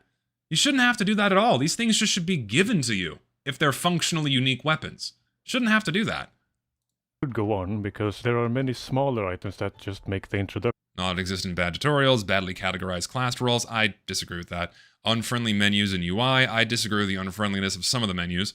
Non-functional features still present as if they are. Yes. Cosmetics ruining gameplay readability. Yes. Inability to select server regions. Yes. Insufficient backpack space for free-to-plays? Yes, but that's intentional because they want you to spend money on the game. Otherwise, you can't have all the unlocks, which is evil and greedy. Fuck Valve for doing that. Alternative game modes, some of which should have never been added. Payload race not even being an alternative game mode. It's not. It should just be in its own fucking category outside of alternative fucking... If they took payload race and took it out of alternative purgatory, you would see that game mode populated so much more if it wasn't tucked away in alternative game modes. If they pulled it out and just gave it the payload race category inside of the normal casual mode menu, it would be instantly populated way more than now. Guaranteed. It's so stupid they put it down there back in 2016. Even more of a slog. But I want to keep the focus on these big three because I believe that they are the ones shooting new players in the leg. Yeah, those are objectively the main problems for new players. I miss Pipeline and Nightfall. Yes, me too. I miss being able to find a full Pipeline and Nightfall server whenever I wanted to. Whenever I wanted to play Nightfall or Pipeline, all I had to do was open up the server browser and boom, there would be at least 10 Pipeline or Payload Race servers. Sorry. Payload Race servers, of which at least one would be playing Nightfall or Pipeline, and if they were playing Hightower or something, all I had to do was join a Valve server playing fucking Hightower, and I could vote for Nightfall or Pipeline and play it later. Can't do that anymore, because good luck getting into a fucking populated Payload Race server! Fuck! And without map timers, Hightower never fucking ends! Hightower never ends, it goes on indefinitely. It goes on for literally hours! I have player data that proves this, because no one seeks the objective on Hightower, so it goes on indefinitely. That's one other good thing about Quick Play, is the maps that went on forever, it forced you into variety after a significant amount of playtime. You got 45 minutes, that's a lot. Then the map boat popped up, and then you can go on to the next map. Or if the map boat was never called, guess what? It would just go on to the next map in the rotation, and you got to play other maps. Players were exposed to other maps. Another horrible thing about casual mode is that it funnels everyone into the top 25 maps in the game. So many other maps that used to be populated all the time because all Valve servers were set on a set rotation based on game mode, you were exposed to all of the other maps in the game. I could always find a full Cold Front server. I could always find a full Pipeline server. I could always find a full either CTF or fucking Control Point well server. I can't anymore. I love those maps and I'm not allowed to play them because casual mode sucks. Whereas this other stuff is more akin to the splintery wood floor they'll have to drag themselves across after being shot by these three. I'm fully aware that these issues are very unlikely to ever be touched, but I still want to hold on to the dust particle of hope that... I don't like that anymore. Don't say that anymore. Saying, oh, this issue will never be touched is defeatism. Stop it. This is what people said about the bots. Oh, Valve's never gonna fix it. They'll never touch it. People were saying this for years. We were shooting ourselves in both of our fucking feet for years. And guess what? All we had to do was just fucking make some Twitter posts about it and make some fucking videos. When you complain, the game companies cannot ignore you. They will fucking do something. That's all you have to do is just fucking say something. Don't just say, oh, it's never gonna happen. It's not gonna happen if you say something. It is guaranteed that nothing will happen if you don't open your fucking mouth. So don't say this defeatist shit. Just demand that Valve fix it. Maybe Valve caves into the players' demands, seeing as they have done so in the past. Yes! I'm just one... Yes! That is like one of two instances where we actually got Valve to do something. We complained about the bots, they fixed the bots. We complained about Valve muting free-to-plays, they fucking unmuted them. And that one didn't even take that much work. It took like 2 videos. And like some people making some Reddit posts. That's all it took for Valve to unmute fucking free-to-plays. And sure, that's an easy fix, but they didn't have to do that. They could have just left it. They had no incentive to do it. They could have just fucking ignored it. But they made the changes anyways. All you have to do is make fucking noise. Small voice in the sea of internet noise, but saying something is better than doing nothing. Yes! At least in this case, even if nothing happens, I can rest easy knowing that at least I tried to voice my concerns over this issue, instead of sitting silently on my ass waiting for something that was never gonna happen. Yeah, good. Make noise. Overall, how was your introduction We have interviews. to tf2? I mean, it was a long time ago when I started playing, so it's hard to remember. What I do remember is that it was hard getting hooked on the game with the thought of just clicking the find button and then just get thrown into a game. You don't know anything. There's no tutorial to give you any hint of what game mode you're in or what map you're... You know what's funny? Few people know this. Do I still have that link? I think Richter sent it to me. But like when TF2 released, it was right on the cusp between print media giving you tutorials and telling you how to play the game versus everything being found online for information. Very few people know this, but the Orange Box shipped with a massive, thick gamer guide that had information about Half-Life Portal and Team Fortress 2. It gave you in-depth information about not only the maps and game modes, but also all of the classes. There's a digital PDF version of this somewhere. Orange Box player guide. I know it's somewhere out there. Oh yeah, it's literally the first one. Here we go. Boom, here it is. This shipped with the Orange Box, and it gave you information about literally everything. This isn't it though. This is like the game pack. Where's the actual tutorial book? I know it's somewhere. Hold on. Where is it? Official game guide. Is this it? This is it. Here we go. 352 juicy pages of how to play these games. 352 pages. Look at this. Look at that. Team Fortress 2 had all of these, which is nuts. Let's go to 280. Look at this. This shipped with the game. Like, Valve actually went out of their way to do these kinds of things. Well, fuck you for paywalling this, but you get the idea. It's fucking cool. They even tell you about taunts. They had the dev commentary in here. They had information about the maps, the controls. They had so much stuff in here.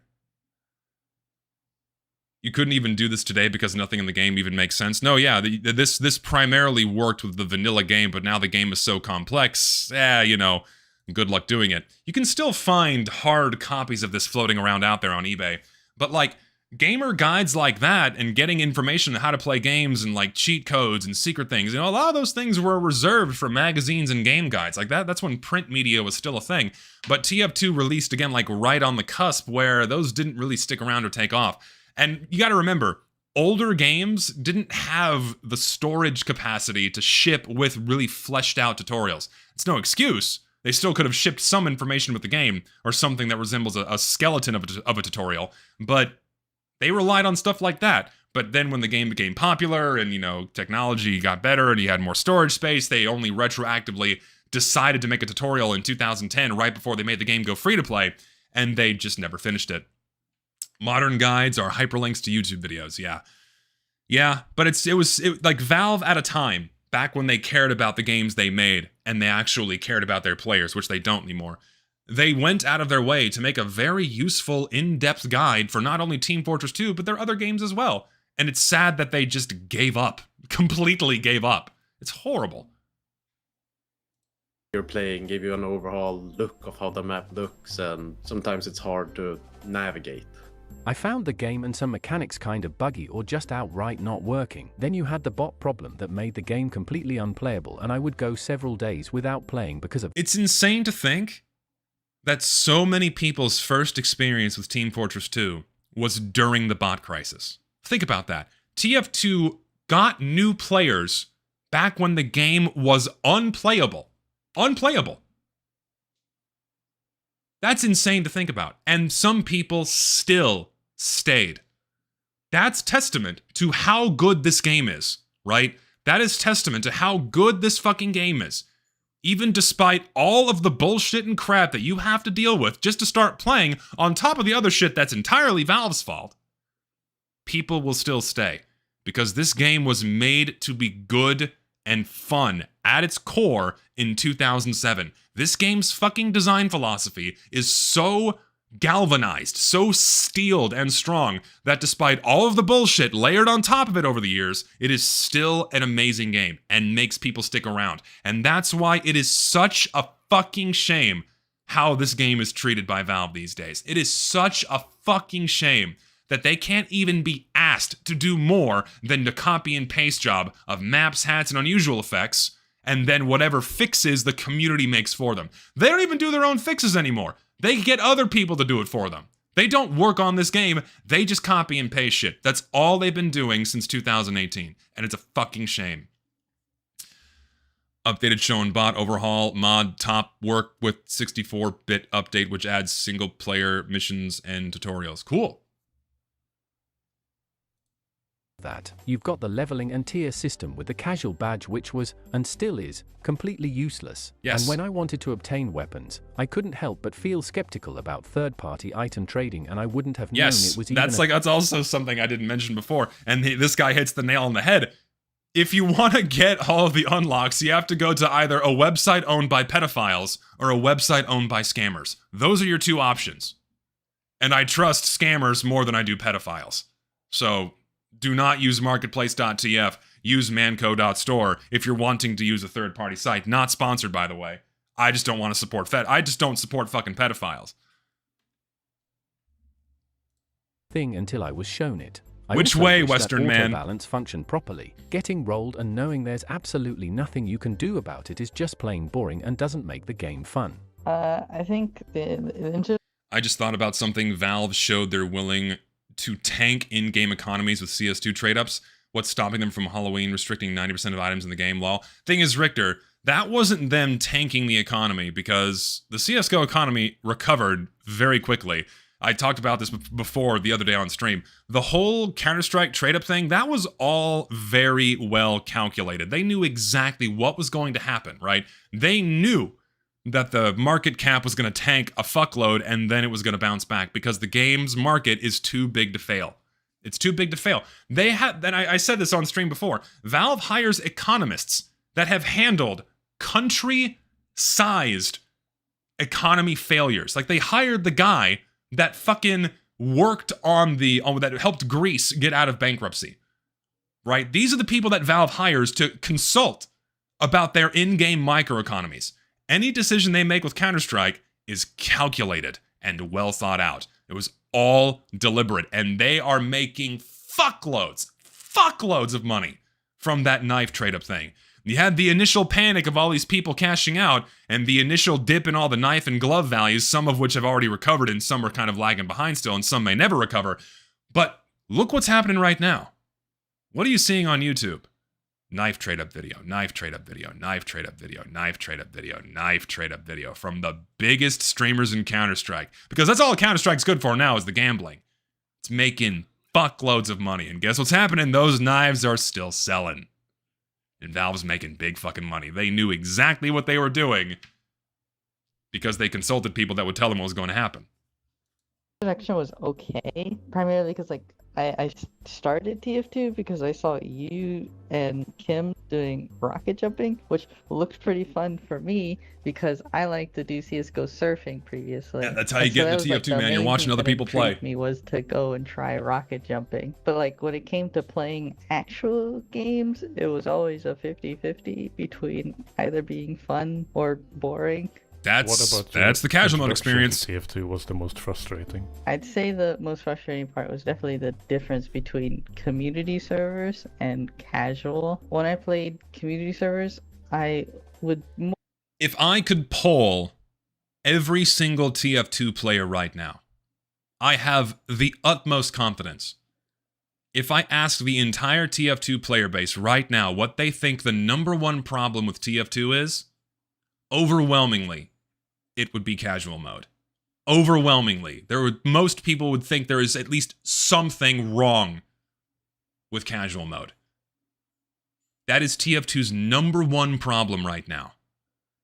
That must be addressed. If anyone cares about this game's longevity and still wants to play it years in the future, that must be addressed. more often than not feel like pretty outmatched. Like everyone was a lot better than me, and it felt kind of difficult to play. Like you know, I like. That's something else too, man. That's a problem when you're not keeping new players and you're only keeping the older players. Is new players are only going to be going up against people that have hundreds, if not thousands, of hours, which is going to push people away even harder. Because if you're constantly getting your shit pushed in, which gives you even less time to get familiar with the mechanics, that's not very fun. And that's why the people who stay are usually playing with friends that have a lot more experience than they do. And wasn't matchmaking supposed to solve that problem? I thought that's what skill-based matchmaking was supposed to address. Was that it was supposed to split up the people who were bad and good at the game. But as we're hearing from more testimonials from people that started playing after Meet Your Match came out, they're not playing against people of their same skill level. So why do we have matchmaking in this game? Why is it here? Oh, right. TF2's an esport now. Sorry, I forgot. Totally forgot. Sorry, guys. TF2's an esport now. Matchmaking somehow making worse matches than literal freeform lobbies is such an embarrassing catastrophe. Yes, it is. That's the hilarious part, is that forming games at random forms better lobbies than matchmaking ever has in TF2. Ever has. Spy, and it felt kind of difficult to play Spy when everybody kind of already knew how to deal with this. I forgot about the $2 million TF2 esport tourney next month. It was totally worth it. You knock off, 5 zeros from that, and then you're probably in a more accurate price range. Really easily, I guess, but I guess it's just also my skill. But then there'd be times where, we played casual, and the game... No, yeah, TF2 uses a glyco-based matchmaking system. I talked about that in my Meet Your Match video. Yes, it uses glyco-based matchmaking somehow. You have a hidden MMR rank for casual mode that is used to build games, but it doesn't work. When was the last time you actually got put into a match where you weren't getting your shit pushed in by someone with like 50,000 kills on a sniper rifle? Like, obviously it doesn't work that well. It doesn't work at all. It hasn't worked since day fucking one. Casual mode effectively builds teams at random because it has to prioritize populating servers because there's not enough fucking players to go around, and it ignores whatever skill level, assuming it even works, it ignores whatever skill level there is just to prioritize populating a fucking game. So just like quick play, and just like the team selection screen, casual mode builds teams at random. But when you get a Steamroll that's set up by that, well, we just don't have any of the tools that are there anymore that would break it up and potentially form more evenly skilled teams because scrambles are gone. And you know what the best part about this is too? I'm talking about this in my next video, but here's a little bit of a spoiler. You know the best part about this matchmaking system? You want to know what the best part is? Games are allowed to begin before all players connect. So what does that mean? The team that has their players load in faster is automatically going to have the advantage. More often than not, when a game begins, out of the gate, one team has more active players than the other, guaranteeing that a stomp is going to get started. And then we go through the motions. Steamroll begins, players on the losing team start bleeding off, matchmaking system starts loading in new players, but because they're assigned to a team automatically, those slots remain functionally empty until they load in, which only prolongs the stomp and the steamroll, and the first round is over in mere minutes. And then guess what happens? Half of the losing team bails out of the server, but guess what? Setup time, or the next round, begins automatically, guaranteeing the next round is going to begin with uneven team sizes, and guess what? The stomp will continue again. We have the auto balance system, but auto balance and the game coordinator literally cannot function at the same time. Go read the SDK. That is how it's coded to function. Auto balance and the game coordinator cannot be on at the same time because you can't suddenly move a player over to a slot that might be reserved by the matchmaking system. So auto balance must remain disabled until it is needed. So what happens? The matchmaking system will first look for new players to fill in empty slots, which only prolongs a misbalance when people leave on the losing team.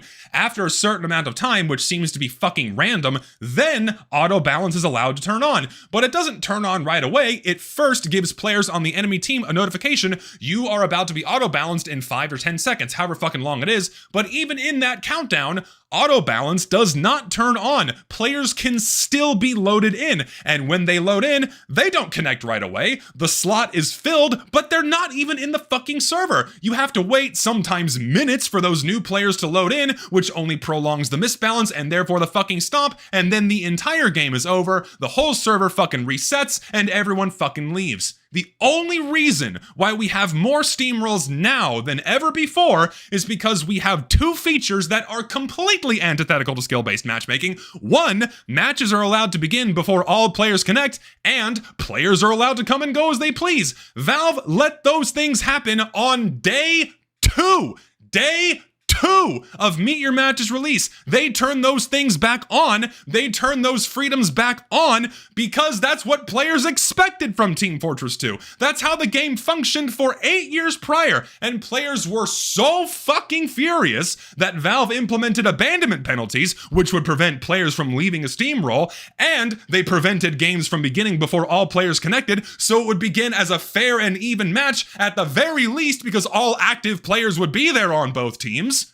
Sorry, those two fundamental requirements for any matchmaking system were turned off on day 2. And since day fucking 2 of Meet Your Matches release, casual mode has been fundamentally fucking broken and setting up more Steamrolls now than ever before. But you can't talk about that. It's a skill issue. Just queue for a new game. Totally nothing wrong with tf2 at all. Such fucking bullshit. No one talks about this. Except Lister. Lister made a good video. Lister made a very good video, actually. I gotta give credit where credit is due. Lister made a good video talking about those things too, but no one else fucking talks about it. And it's so easy to fix. It's so easy. It's so simple. And Valve just doesn't do it. It would be really fun. I'd be really enjoying it, and then at the end of the match, like more than half of the server just dips, and then we have to wait ages just to get into another game that more than likely isn't going to be as fun as the last. Okay, Nilly, I remember you telling me that you played TF2 before. Around what time did you play TF2 the most? 2015 to 2017. How would you compare TF2 now to then?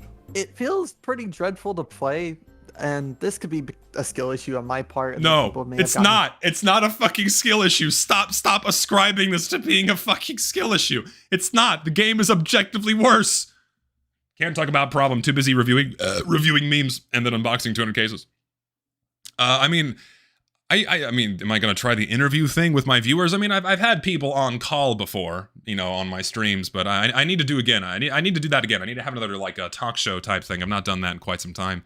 Better over the years, but playing against people now feels pretty dreadful, and now having to deal with longer queue times and worry about skill-based matchmaking, which makes no sense. It feels horrid winning as a class in one map versus another map, which my class could be terrible on, and another fundamental flaw with matchmaking. It doesn't work for fucking TF2. Like, why do you think Counter-Strike implemented different ranks for different maps? It fucking doesn't work. That class just feels obsolete if I want to play. What about the current matchmaking system do you think is the most frustrating? Queue times. Easily. Queue times always annoy me. Guys, queue time's not a problem. Just play 2-4 or upward again. You want to play on any other map? Just fucking wait. You know, just wait, guys. Like, don't. You've literally nothing to complain about. Players.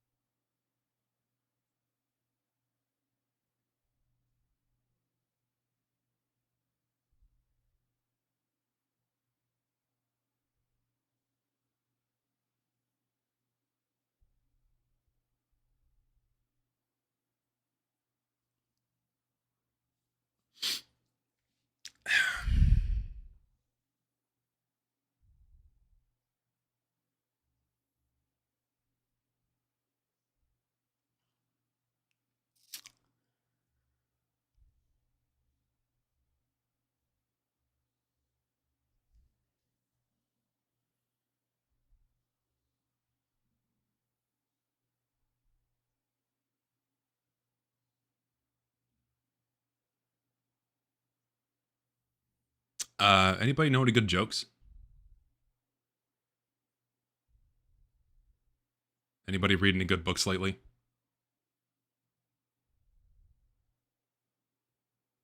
Seven consolidation cents. Remind me to come back in 2 months. You not being able to find a match right now, so it's obviously a skill issue. Oh, click the badge. Sorry, I gotta. Oh, God, thank God. Oh, whew, I was getting a little anxious there. I needed something to stimulate my brain. I was feeling a little alone here right now. Oh, yeah. Oh, thank God. Thank God this is here. Oh, yeah, it's in the spot. Oh, thank God. What's funny is that would have taken longer if other people who weren't watching my stream also didn't start queuing for this map. If I wasn't streaming right now, it would have taken a lot longer.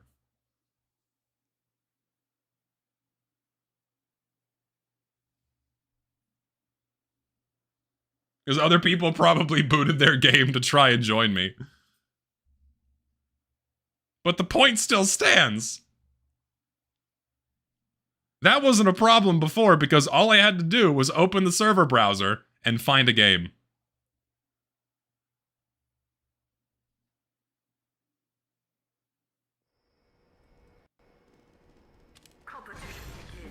And it's half full. 5, 4, 3, 2, 1. It's half full. Awesome.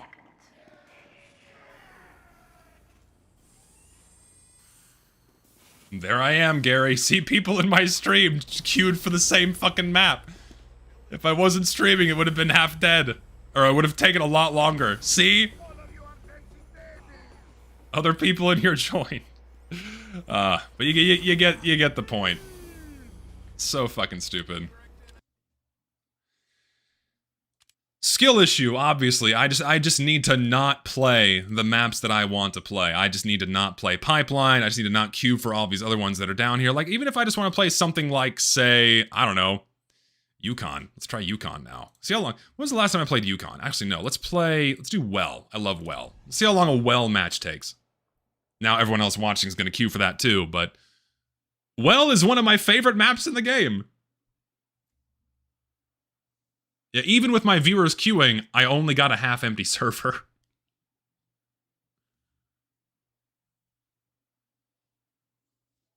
Mind you, that's a map that was added in 2009.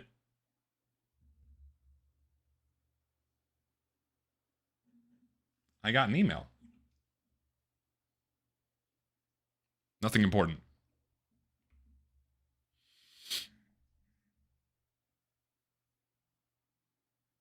Oh, I could queue but not show the map. That's a good idea. Well, we'll see how long this one takes. You got mail.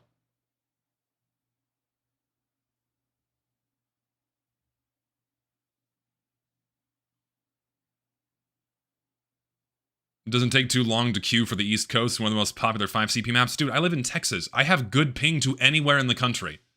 It should not take this long. I would have already found a Well server in the server browser. I would have not had to have waited that long. Let's see how full this one is.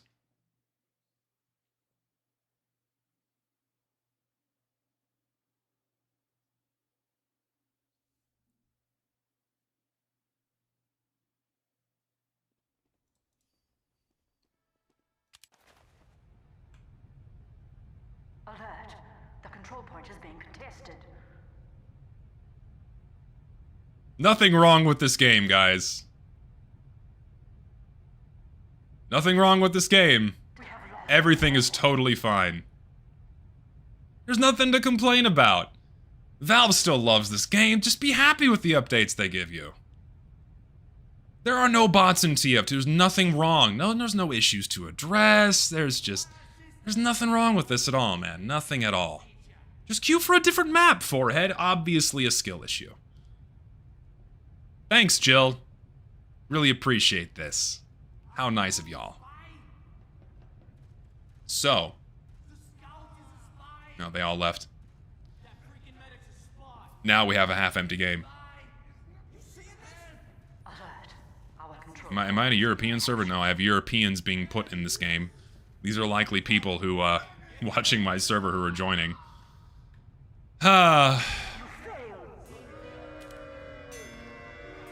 So, no problems with casual mode, guys. If I was a brand new player and I experienced that, if you were a new player and you experienced that, would you stay? Would you stay?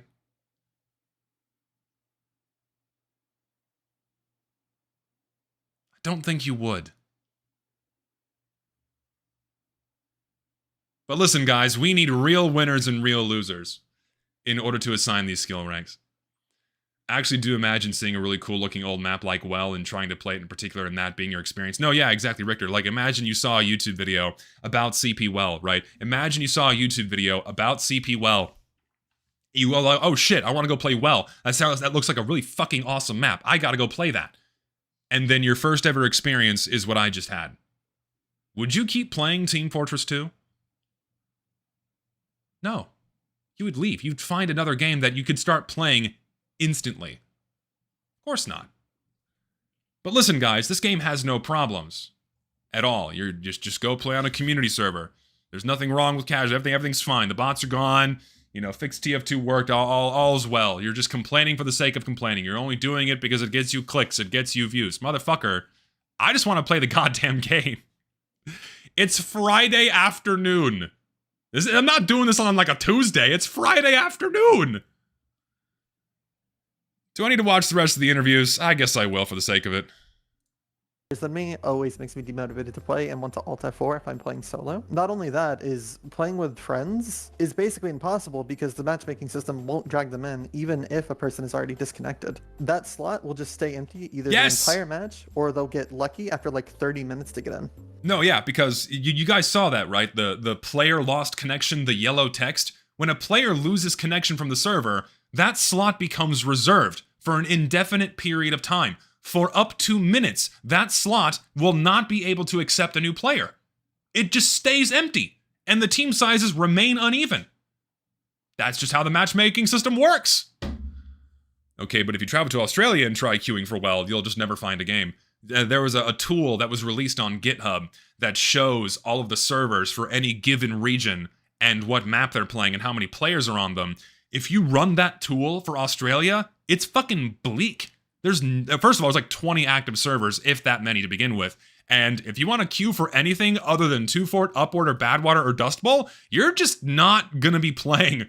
You're just not going to be playing the game in a low-populated region. It sucks. But the game will probably already be over by that time. Okay, Kim. I remember back when you started playing TF2 that you were quite averse to actually playing. Remind me to come back in 2 months, yeah? The shit out of you. Yeah. Do you think that you would have continued playing had you started like a year later after Meet Your Match? Probably not. What's your overall opinion on the current matchmaking system? It's ass. Those 2 words, it's ass. That is the most common sentiment with players right now. I know I sound like a broken record.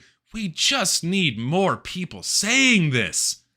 We just need more people making noise about this and everything else we've just experienced. It's okay to complain because when you do, you get changes. Who'd have thought? Do it! So you're someone who stopped playing TF2 after having been introduced to it. Why did you stop? As a non-experienced player, dealing with experienced players is very difficult to just jump right in. If Kimon's on the other team, he's more experienced than me, so then he would easily kill me and pick me off. But that would be for like any other person that can actually like be higher level or more experienced than me. I thought, listen, I'm confused. I'm a little confused right now. Okay, so I'm very confused actually. In fact, I can't really process what's happening here because I thought TF2 has it has skill-based matchmaking. you have a skill rank. You should be placed into games. I think based on a skill rank, but it doesn't. Why is this happening? I thought matchmaking was supposed to make better lobbies. I thought it was supposed to do that. I really thought that was the whole point. So why are people complaining? What's going on? I don't understand. I don't get it.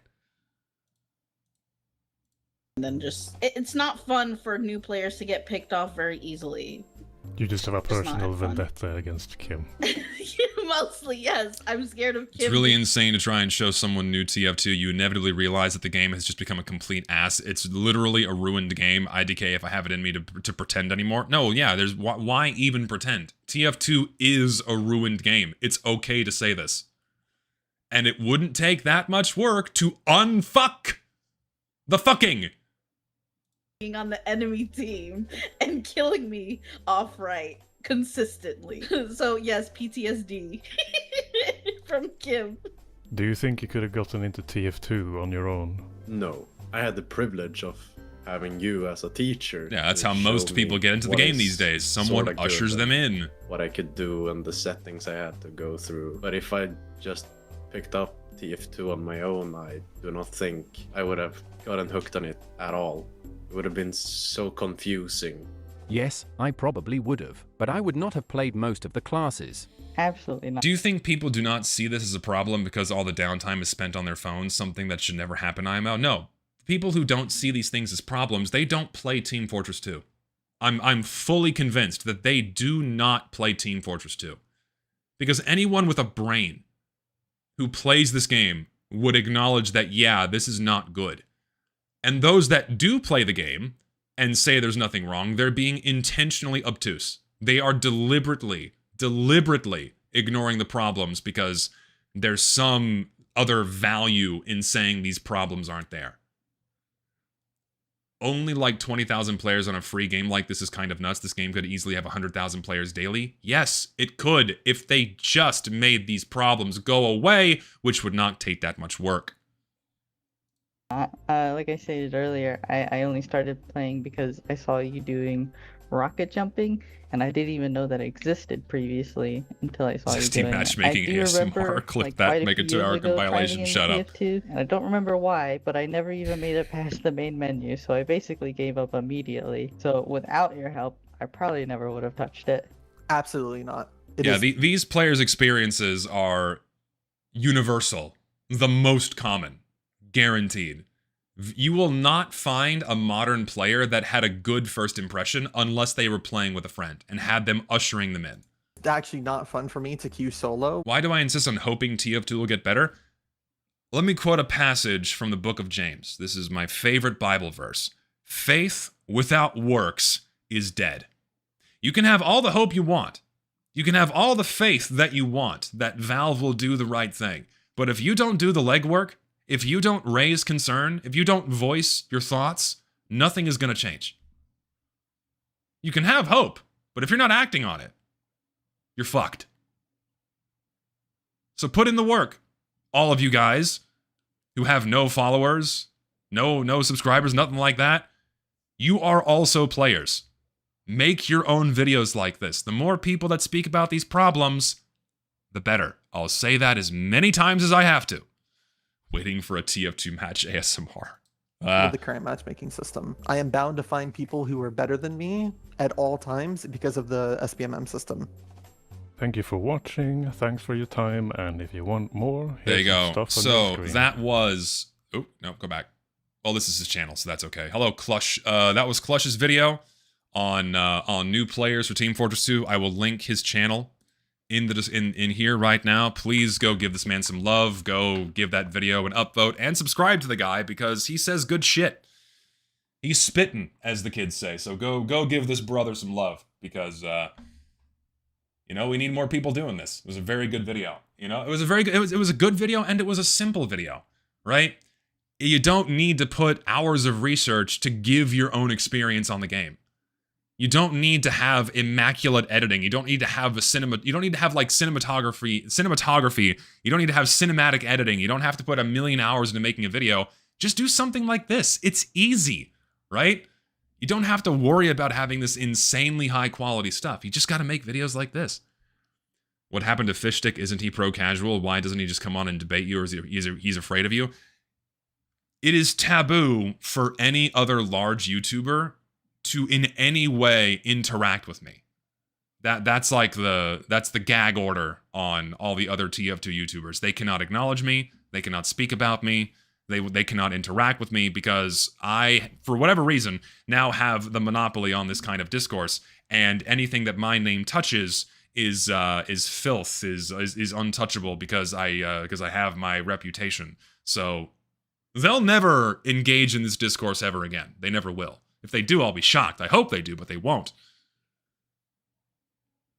It's amusing you guys think these guys even think about these things enough to hold a conversation about it, let alone debate about it.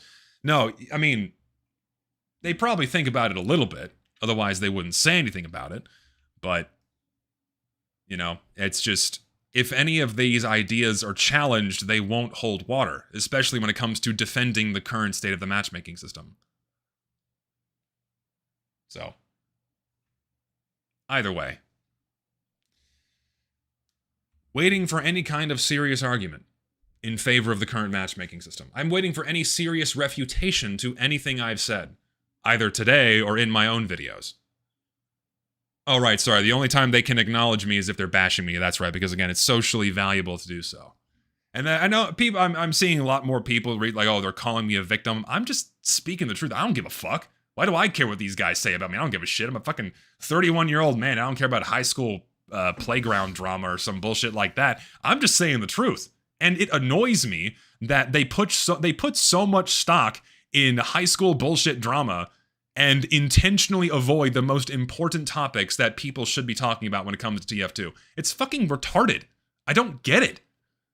Like, grow up. Seriously. Fucking grow up. Get over yourselves. You don't even have to mention me. Don't even acknowledge me. Like, you can completely avoid saying anything about me or acknowledging my existence. You can just talk about the game like you already do. It's so fucking stupid. Ugh.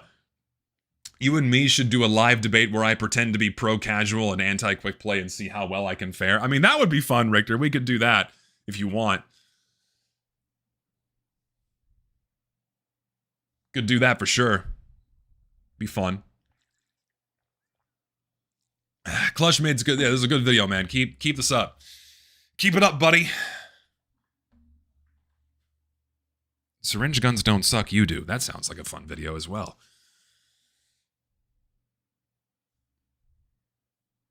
What if Richter was woke? Oh my lord. Also mustard cupcakes. No, yeah, man. Keep making videos, dude. We need. I wanna. No, and also there doesn't seem to be a lot of people encouraging the creation of TF2 YouTube videos anymore. This is something that Lucid and I discussed a couple times before, also on UFR, where before you would see other YouTubers like encouraging and uplifting and bringing in, say, the next generation of YouTubers. You don't really see that anymore. YouTuber groups have become very insular. They've become very cliquey. They only really interact with each other. They don't really bring any new people into the fold. They don't really actively encourage more people to go out of their way to make videos. And I'm just speaking generally here. I'm not speaking about making videos about quick play or about the state of the game. I'm just talking about in general, where and as it kind of was, you had like the series of YouTubers, man. You had, the first era, which kind of brought in the next era, and now we're in like the third/fourth era, where now it's like we're averse to the encouragement of making content. It's not like they're actively trying to discourage it. They're not like saying don't make videos. It's just that we lack the act of encouragement, and that really does mean a lot when it comes to keeping the game alive, because a huge pillar that props up this game is the discourse surrounding it. It's the videos that people make about it. It gets more people involved in the game and discourse surrounding the game, either about quick play or casual mode or just mechanics or even like funny clip montages, all of that stuff. All of that's very important. And I believe more YouTubers need to be encouraging these things, because without them, TF2 is going to die even quicker. quicker than Valve can kill it. So if you're thinking about making that video, do it. Doesn't matter if you don't have any followers, just make the video. I saw one YouTube video not too long ago about a guy saying, just make that video. Yeah, make the video. If you got something to say, if you have something to share about the game, just do it, man. Seriously, just dive right in. And I'll get to the donation in a moment. There's also been like a significant lack of TF2 videos. None of the really popular YouTubers are uploading, and if they are, it's mostly related to things that aren't involved in TF2, like Great Blue and Shonik and these guys. They're uploading videos about mods or different versions of the game. No one's really making any meaningful content about the vanilla game anymore. It's really not much is going on, and that's very disheartening for people that still want to play the game, because they're people who play the game, they're excited about it. They want to see more stuff about it when they're being introduced with like, oh, what if Spy had a face stab knife? Oh, okay. That's a fun novelty. It's a fun thing to think about, but then they go right back to the unplayable vanilla game, and that just fucking sucks, you know? And I'm not like shitting on these videos. Like, don't get me wrong, I'm not shitting on these videos. I'm not telling these guys to not make these videos. It's just no one else is really talking about the vanilla game anymore. No one big anyways, and that's a bummer. Need more people doing that with a higher frequency. There's been fewer videos going around about it. Speaking of lack of TF2 videos, make whatever you had in mind. Doesn't matter if it's bad. There needs to be more discourse and bad takes, or just learning experiences if you're open to conversation. No, yeah, having bad takes is totally okay. You can have a bad take. I mean, I've had bad takes. Anyone who's followed me for years has known that I've had some very controversial takes about Team Fortress 2 and other things. And they are learning experiences, so long as people are willing to have a conversation. Unfortunately, on my end, not a lot of people are willing to have conversations. They'd rather do very not so nice things. But you fuck up, they are learning experiences. And if you say something that people find controversial, then first of all, own it, and then second of all, talk about it. It's just normal. Because all of it's been said already? Not really. There's a lot of things that have been largely going unsaid. A lot of the things that we've spoken about today, one person saying it is not enough. One perspective on the game's problems, of which my videos have consistently been the largest and most distributed, that's just a fact. I'm not like downplaying Clutch of these guys, but like compared to the audience that I receive and that I retain, my ideas and the ideas surrounding the downsides of casual mode and what have you, not enough people are talking about them. At least not enough people with visibility. It's like we need more voices on this. The only topics that feel exhausted are the ones that are truly exhausted, like talking about the fucking reserve shooter for the millionth time, or talking about the fucking Boston Basher for the millionth time. Those are the things that have been exhausted, right? You can still certainly share your experiences about those things and make an entertaining video, but it's just really another one on top of the pile. But, you know, still want to encourage those kinds of videos to be made. But when it comes to things that are more meaningful to the game's direction, meaningful for the game's future, a lot of these talking points really have not been explored in depth greatly, other than a handful of people. And only a handful of that handful have a large enough audience, or garnered a large enough audience to where it's actually resonated with enough people to have a significant impact. And we need more people doing that. I believe it's excruciatingly important. So, yeah. Yeah.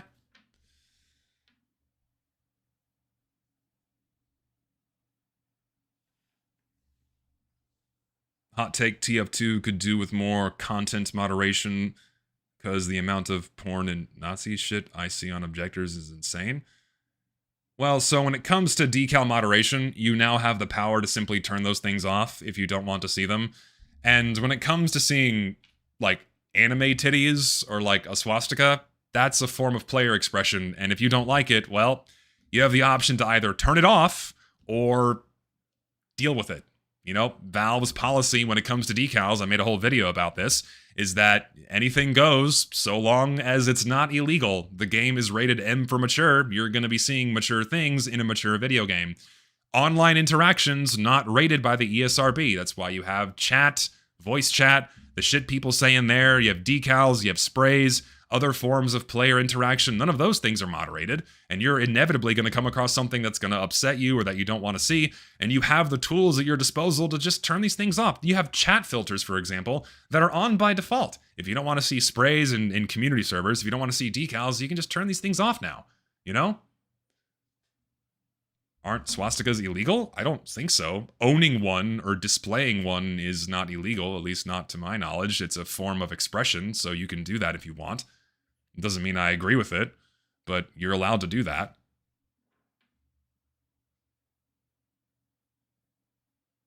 Mature rating is rating for, what was it, blood?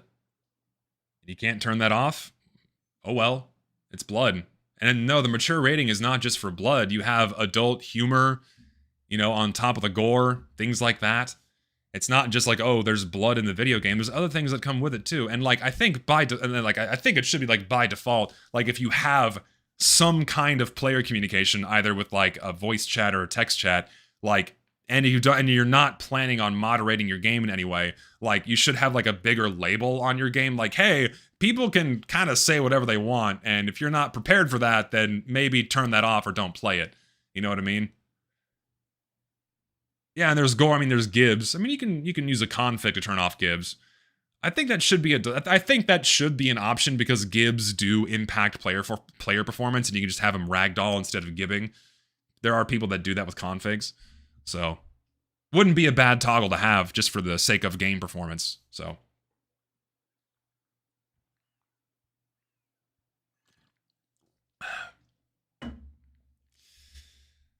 Probably should make a video about my own take about TF2 even if I can't speak English. No, yeah, that's something else too. It's like, we're just talking about English speakers here. There's even fewer people that are addressing the non-English speaking parts of the world, like Russia and South America. You know, it's not just North America and Europe that plays this game, and Australia and New Zealand.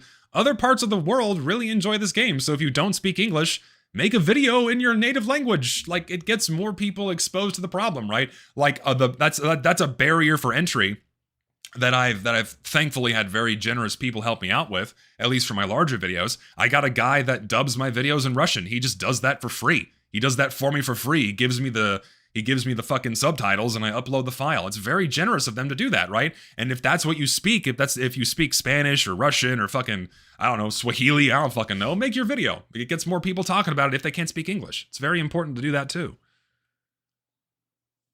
Sent you in DMs a video that I made about how so many people have wanted quick play for years. I did it mainly to combat those who say we want quick play because a YouTuber told us that we should. No, it is bullshit to say that people want quick play because a YouTuber told them to.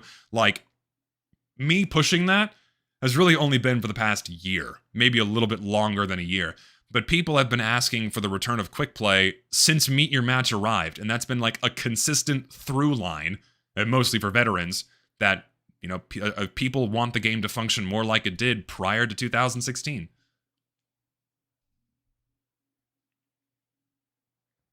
Can't even speak my native Hungarian language. Learn it! You can learn it! I've been actively trying to queue for Hydro for the last few days, and I literally can't find a server no matter how hard I try, which is a shame, because before Meet Your Match, thanks to community servers, you could basically find a populated Hydro server whenever you wanted to. I vividly remember multiple 24/7 Hydro servers that I could join whenever I wanted to. They were always full. And then Valve killed community servers. Awesome. It's a shame. Hydro, have your opinion about it. I mean, it shouldn't be dead. Frankly, no map added before 2016 should be dead, but a lot of the more modern maps suck, and if those are dead, frankly, I don't care. But personally, kind of gave up on TF2 this Halloween update. I haven't played at all during it, let alone after. I finally played today. I did one casual match and left the game again. I've honestly been in the same position. I haven't played TF2 in like over a month. I played it a little bit during Scream Fortress so I could get footage for that video because, hey, I know the game's breaking. I can go play it whenever I want because the game is breaking, and I could just dive in and play it and get some footage. And other than me playing the game for that video, I just don't have any motivation to touch casual mode. Every now and again, I hop into a community server, but even then, whenever I open up TF2, it just makes me sad. It just makes me so sad that Valve has mishandled this game for so long and so egregiously that whenever I open the game, it makes me sad and it makes me mad because it's just not that hard to fix these things. It's really not. And guaranteed 90 to 95% of the player base. It's not an exaggeration when I say this. Most players agree that something needs to be done, and this is a consensus that everyone has, but for some reason it's controversial to even speak about these things. And again, I know I harp on this too much, but it's because my name is attached to it. If it was Uncle Dane saying these things, or if it was the fucking Chuckle Nuts saying these things, overnight you would see a massive shift in the number of people expressing their distaste with the current state of the game. Because everyone already all agrees. It's just that they're not being led enough by other people and encouraged to do so. It's unfortunate. I remember people not liking Hydro back in the day. Yeah, people have always had issues with Hydro, but it was still a populated map. You can still always find a server for it. I wish Valve community servers would at least appear in the... Well, they weren't community servers, they were just Valve's servers. Valve's servers, the vanilla Valve servers, appeared in the server browser, and you could join any of them directly. It was awesome. You could search for any map you wanted and join it immediately. You didn't have to open up casual mode and then wait indefinitely like I did earlier for a game that does not exist. You're not told if a game exists. The little bars, those color bars, they don't mean anything. I think Mega Scatterbomb or somebody made a post about that on Twitter, or someone made a video about that the little color bars next to each of the maps, they're literally meaningless. They don't reflect map population at all. I don't even know how the length of those bars is calculated, but it does not reflect the number of people that are actually playing that map. Been itching for a game of Junction, even though that map kind of sucks, but I just can't get a proper Junction game at all. Get on my servers and vote for it. I got European servers, buddy. We have Junction on the rotation. Every now and again, people play it. To be honest, isn't forking the game as a mod the best solution, given the fact that Valve does not care? Personally, I have high hopes for Gold Rush. Mods are not a replacement for the means by which players get into servers. It can certainly address server settings, as community servers have always done, but when it comes to consistently populating servers, you need Valve's server network to do that. You need a system to do that, which was originally Quick Play, and now it's the awful matchmaking system. Mods are not ever going to be a replacement for the vanilla game, and that's just a fact. No mod is going to ever be able to do this. Maybe a decade from now, when there's only 1,000 people playing the vanilla game, sure, then maybe that'll happen. But most people are here to play vanilla TF2, and they either get that kick by vanilla Valve servers or community servers. And it was a much healthier ecosystem back when the default system that was Quick Play and also the community server browser actively exposed players to community servers. Like, we didn't need mods back then. We didn't need a storefront on Steam in order to have a mod. You had community servers, and players were constantly exposed to them in more ways than one, and they were always populated, always. You didn't need official versus Saxton Hale. You didn't need official prop hunt. It's just you need exposure. And the base game did that very well for years, and then Valve removed it. Am I streaming tomorrow? No, sadly I can't. I would for Gold Rush, but I can't. I gotta go to a baby shower tomorrow. The family's growing, so I gotta go see about giving some baby gifts. But I will stream Gold Rush next week. I will, I promise. Do I remember that clip of the Solarlight video towards the end of his comp video where he implies comp is closer to the intended TF2 experience than the current game because the old consoles had an 8v8? No, yeah, I watched that part of the video on a live stream. I don't remember exactly what I said, but it's so stupid to imply that competitive sixes is somehow more reflective of what the vanilla experience should be because they were playtesting it with 16 people instead of 24. It's like, man, gee, maybe there were reasons why they had to do 8v8. Maybe there weren't enough people in the office. Maybe because there were limitations to how much a server could handle, especially on Xbox, because Xbox was 8v8, right? The Xbox TF2 is not 24-player servers, and so they had to test it there, and then when they had it over on PC, then they can bump it up to 24. That doesn't mean that competitive TF2 is somehow how the game should be. Like, from the instant TF2 was released, players immediately made changes to the vanilla game to facilitate an esports experience. Within a year, Sixes was a thing. Within a year, Highlander was a thing. Like, players went out of their way to change the game to facilitate those experiences. So to say the vanilla game is closer to competitive when players still had to go out of their way to change the experience drastically to facilitate competitive experiences in the official first vanilla game, it's foolish. It's silly. Comp players aren't playing vanilla. They literally edit all the maps to be green and gray and add new paths and shit. No, yeah, and that doesn't even take into consideration all the balance changes that they tweak based on class limits, weapon bans, and what have you. Sorry if this is too much of a derail from what you're talking about right now, but I got back to TF2 last week and it feels empty. Maybe it's the time I'm playing after work, but the community servers look sparse. Do I go casual? No, you're not. You're not going crazy, and it's not that you feel empty. It's just that there's not that many servers to go around. Not good vanilla servers anyways. And that's just the situation TF2 is in right now. You can try to stomach casual mode, but I mean, you know what you're getting yourself into.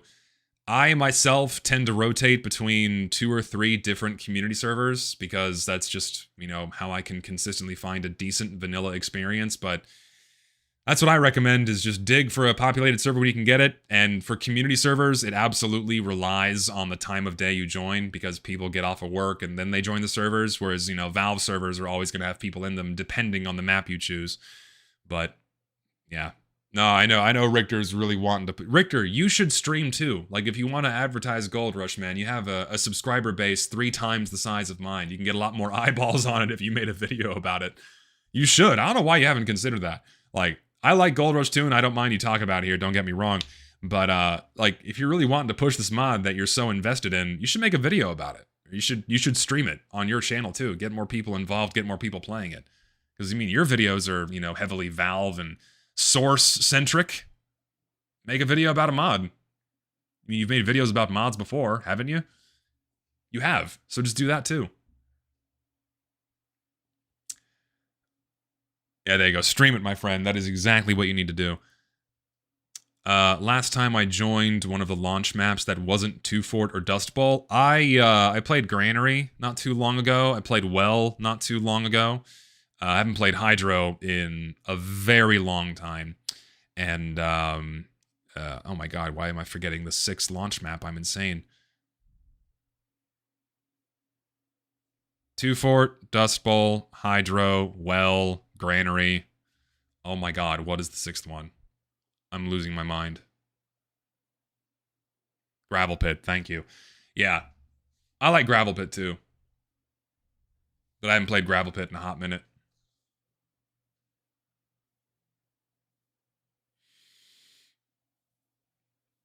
I am not gonna, so next time I stream is gonna be Wednesday of next week, because I just don't have time. Monday is shot for me because I have some business to attend to. It's when I would normally stream. So I'll stream Wednesday and Saturday only next week.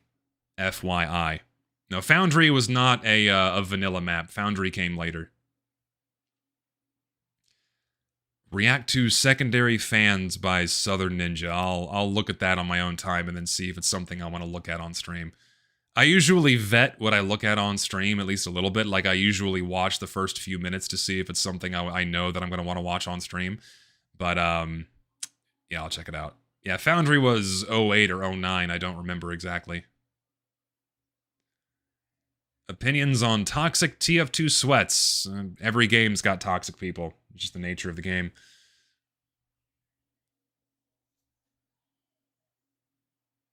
Just how it goes. One sec.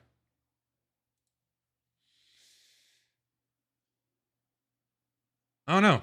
I guess that's kind of it. Been streaming for 2.5 hours. I don't know. Unless anybody else has got something interesting to say or interesting to add to this, I think that was a very productive stream, in my opinion. So what I'm gonna do is I am going to I'm gonna unlist the stream. Oh wait, I missed a donation. I'm sorry. Playing Casuals Advocate, and I missed a couple other ones too. Sorry about that. Shoutouts to Scary Broccoli. He's a soldier main, yet he's making the best top high tier heavy tips guides. Awesome. Shout out to that guy. Playing Casuals Advocate. The wait times and queues don't matter. Just tab out and watch YouTube or something in the meantime.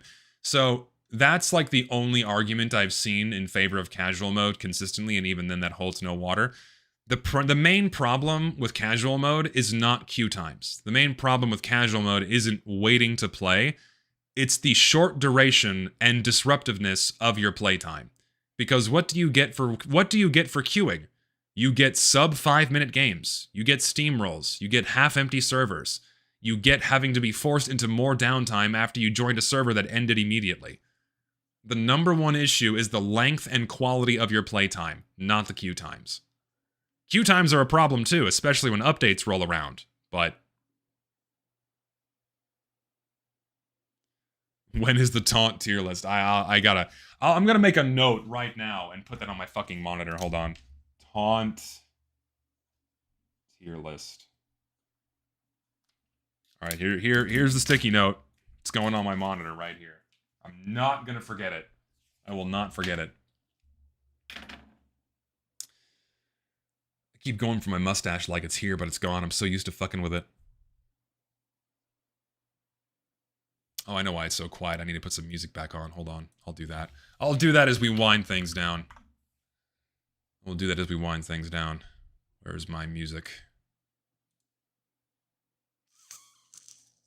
There it is.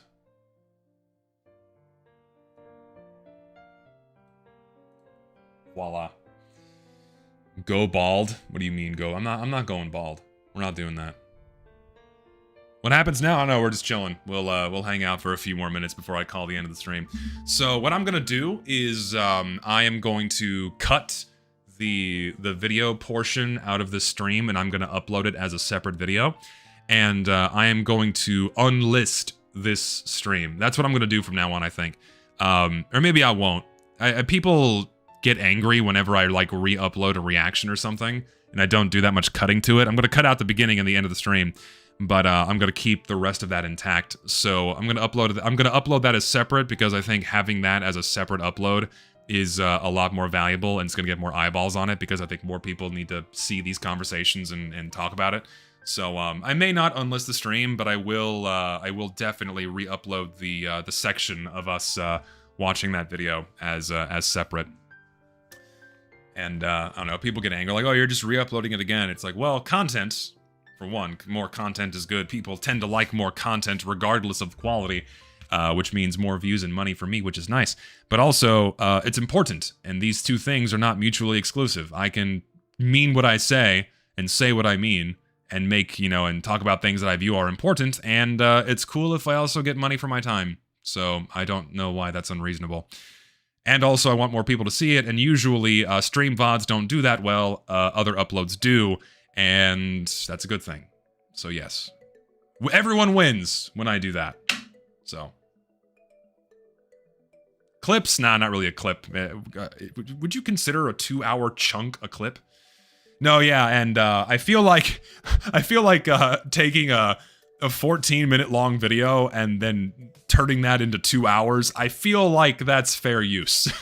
I feel like that's fair use for re-uploading a reaction because we covered a lot here. So if I had just watched the video and I contributed 5 extra minutes, I don't think that'd be fair at all. I don't think that's fair at all. And Clutch says it's okay with him, so thanks, man. I appreciate that. Becoming Asmongold. Asmongold didn't, like, copyright this formula. Other people were doing it before he got big. People would stream, they'd cut out parts of their stream, upload it as separate videos. It's the working formula right now. It's like one person doesn't own it. A lot of people do it. It's the norm, it's the standard. You know?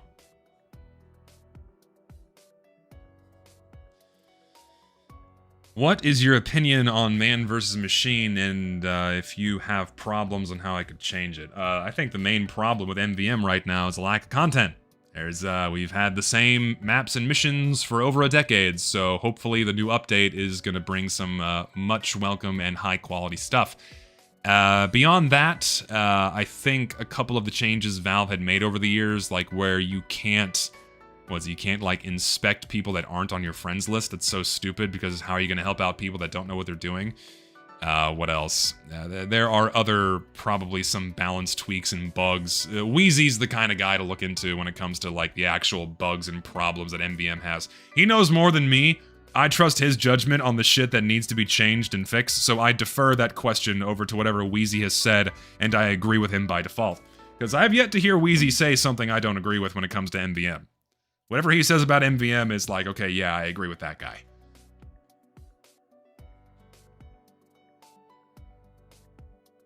MVM update in 6 years. Yeah, it's kind of crazy how like people thought it was going to come out this year when Valve never said it was going to. I still say it's going to be a February or March thing. I really do. I think it's going to be February or March.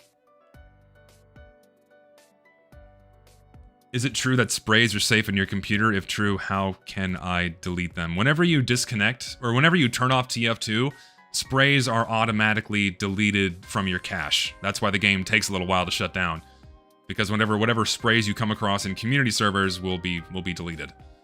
And they didn't used to do that before, and they didn't really need to. Any exploits with injecting stuff onto your computer with sprays, I don't remember the validity of the claims, but the main reason why that happened to sprays where they got deleted off of your PC is because a self-admitted fan of the playground that made Z's HUD fear-mongered everyone into thinking that people were trying to spread cheese pizza inside of servers via sprays, and that was a flat-out lie, and it was called out as a lie, but Valve reacted to it anyways and made all sprays cached on your computer deleted every time you shut down the game.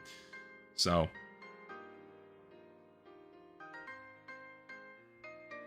really scared the MVM update's fate's gonna be like the heavy update? No. The thing about the heavy update is the heavy update thing was just something they said in passing on a blog post. Valve has now made multiple solo blog posts about the MVM update, where if they back out on this now, players, they already know that they're not going to forget about shit. We haven't forgotten about the heavy update, but if they fucking squander the MVM update by just not doing it, people are going to be fucking mad. So they're gonna push it in some form or fashion. The thing we should be worried about is the quality of the update. That's what I'm worried about. Another question, I know you've made your opinion very clear with cosmetics, but how would I change them in general? I would we will discuss that in depth on the next episode of Idle Time. We have a fun topic that we are going to explore on the next episode, which we intend to record next week, so it should be out in time for November, so look forward to that. Did I see the One Piece revolution in Mexico? I have no idea what's going on in Mexico. I heard there was some kind of protests going on, but I have no idea what the nature of those were or what they were about. I don't really keep up with current events that much. Is there a special guest? Not this month. One, we didn't look for one, and two, it's probably harder to get people locked in during the holiday season. We want more guests on the show, but we want to really consider who we want to have on. It was really fun having Implement on. Implement's a really chill guy. It was really fun talking with him. So hopefully he comes back, because he definitely has got a lot more he wants to talk about, and it'd be fun to have him on again.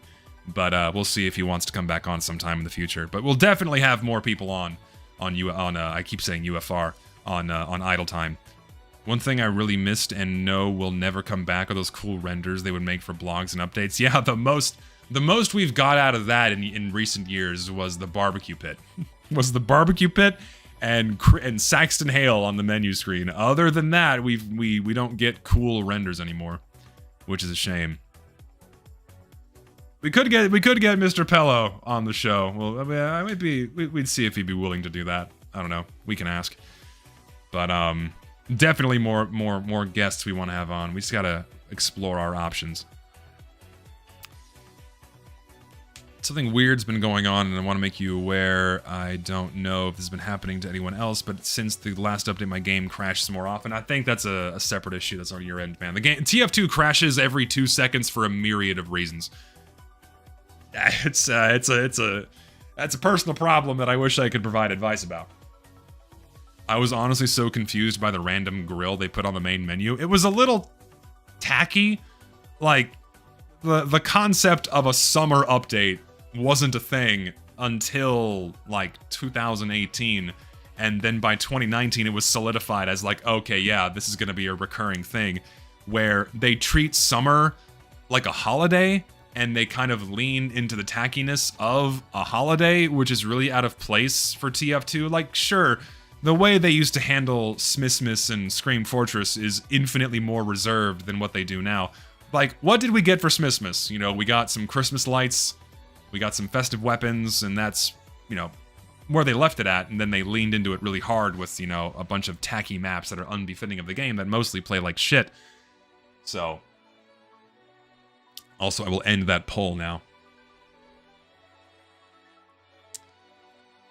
In general, MVM is getting more laggy, especially when robots spawn. There's now massive network lag spikes. That is a problem that I have experienced as well. Whenever new bot waves spawn, it lags to shit. I don't know why that happens, but it's a problem.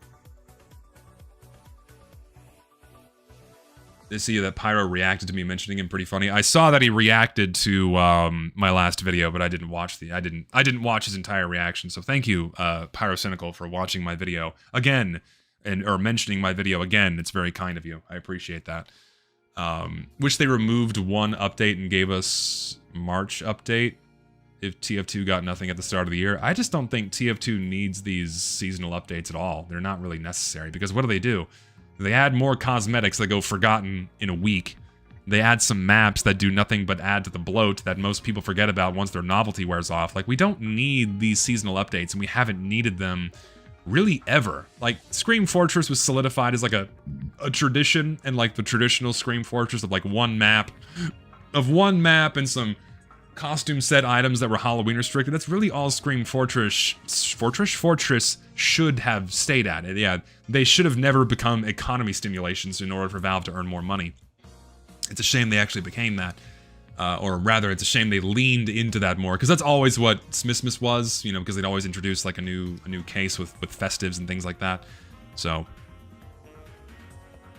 yeah, the game's going to become laggier and laggier based on the number of particles that are in the game, the more shit they add. I mean, shit, we experienced the Powerhouse reskin, where, I mean, I showed my video, just looking in a different direction tanks your FPS by like 100, and they pushed a few fixes, but there are still so many particles on that map that it lags terribly. That's a mapper problem. That I hate that mappers just completely ignore the fact they're making content for an 18-year-old game, and they just lean into making a map look as cool as possible, and they just don't care about performance. It's ridiculous. You gotta remember the game you're making stuff for. You can't do that. Otherwise, most people are gonna have issues that are gonna have to be retroactively fixed, and some were kind of addressed retroactively after they came to a head. It's very stupid. Say what you want about Zombie Infection or God forbid Prop Hunt, but at least Versus Saxon Hell resembles the original game in a loose sense. It doesn't resemble the original game at all. It's 23 versus 1. You're fighting a boss. It doesn't resemble the vanilla game at all. Richter made a whole video about Versus Saxton Hale and how he was originally used as a marketing gimmick, and then people turned him into a game mode. You know, that kind of thing, in my opinion, really should have just stayed in community servers. It never needed to be an official part of the game. Zombie Infection is closer to vanilla than Versus Saxton Hale. I would say it's just as bad. I would say, if anything, it's worse, because of all the extra new mechanics they introduce, and the fact that team size...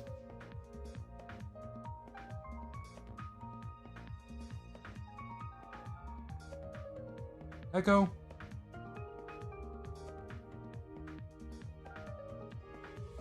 Are you hungry? Come here. Come on. Come here. Come on. Echo, come on. Come on. Come on, kitty. I know you want to jump up here. Really? Come on. Always want attention around this time of day because you want your food. Come on. Get up here. See, you're rubbing on my legs. Want to get up here. Come on, you little shit. Come on. Come on. She's just staring at me.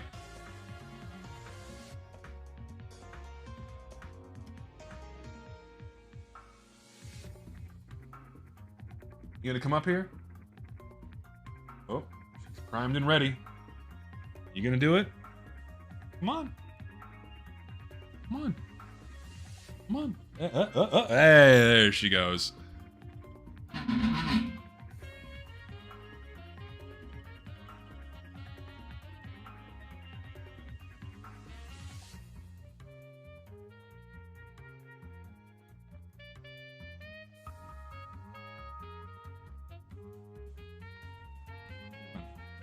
Huh? I gotta brush you. You're shedding a lot.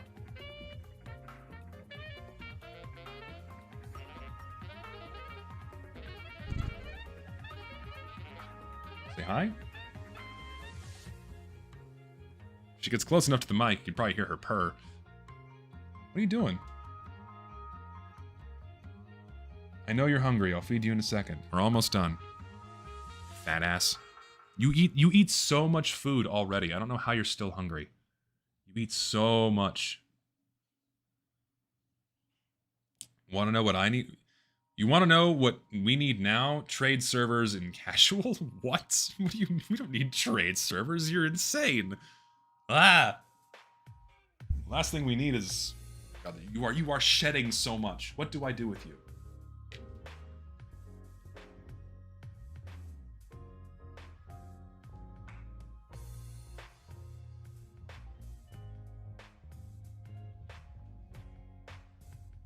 I think your dog has autism. Yes, this is my dog. This is my lovely canine here. What are you doing? What are you doing? She's had enough. She's gonna go jump down now. See? Wait for it. There she goes. Little shit. No, I'm not gonna nuke the bot. I'll just be sure to re-upload the reaction as a separate thing. Anyways, I'm gonna call the stream there. So thank you guys for hanging out. I will be streaming again Wednesday of next week. Again, I updated my schedule where I stream Monday, Wednesday, and Saturday now. I intend to be doing a lot more non-TF2 stuff, at least on my streams. TF2 videos will still continue, don't worry. But I really want to start branching out more, and I feel like the best way to do that is just to start playing different games on stream. I also want to start making more non-TF2 content in general. I really don't know how to do that right now. I really enjoy streaming. I have a lot of fun doing it. I have a lot of fun talking and hanging out with my audience. I like playing games that I have fun with and sharing that with people. So I'll probably just keep doing that for a little while and see where it takes me. I don't know. But yeah, thank you all for hanging out. Thank you all for your lovely donations. You're all very, very kind people. Be sure to join the Discord linked in the description below. Can't talk in there, but you get notifications for when I go live and for when I upload. And check out my TF2 servers, zstyjesus.com/servers. You know, 2 North America, 2 European servers, all that jazz. Yeah. That's about it. I will see y'all next week. My video script is done. I'm gonna record it tomorrow. Gonna edit this shit, and it will hopefully be done by the end of the year. I am no longer letting perfectionism prevent a video from getting done, because I would ideally like to get these ideas out there and not spend like a month editing this cinematic intro or outro. And now I just gotta cut myself some slack and stop trying to outdo myself each time, otherwise nothing is gonna get done. So it'll still be of quality, just not as intense as it was with You Will Not Play. I really don't feel like doing that level of editing or stuff. At least not again for a while. Anyways, thanks for hanging out, and I will see y'all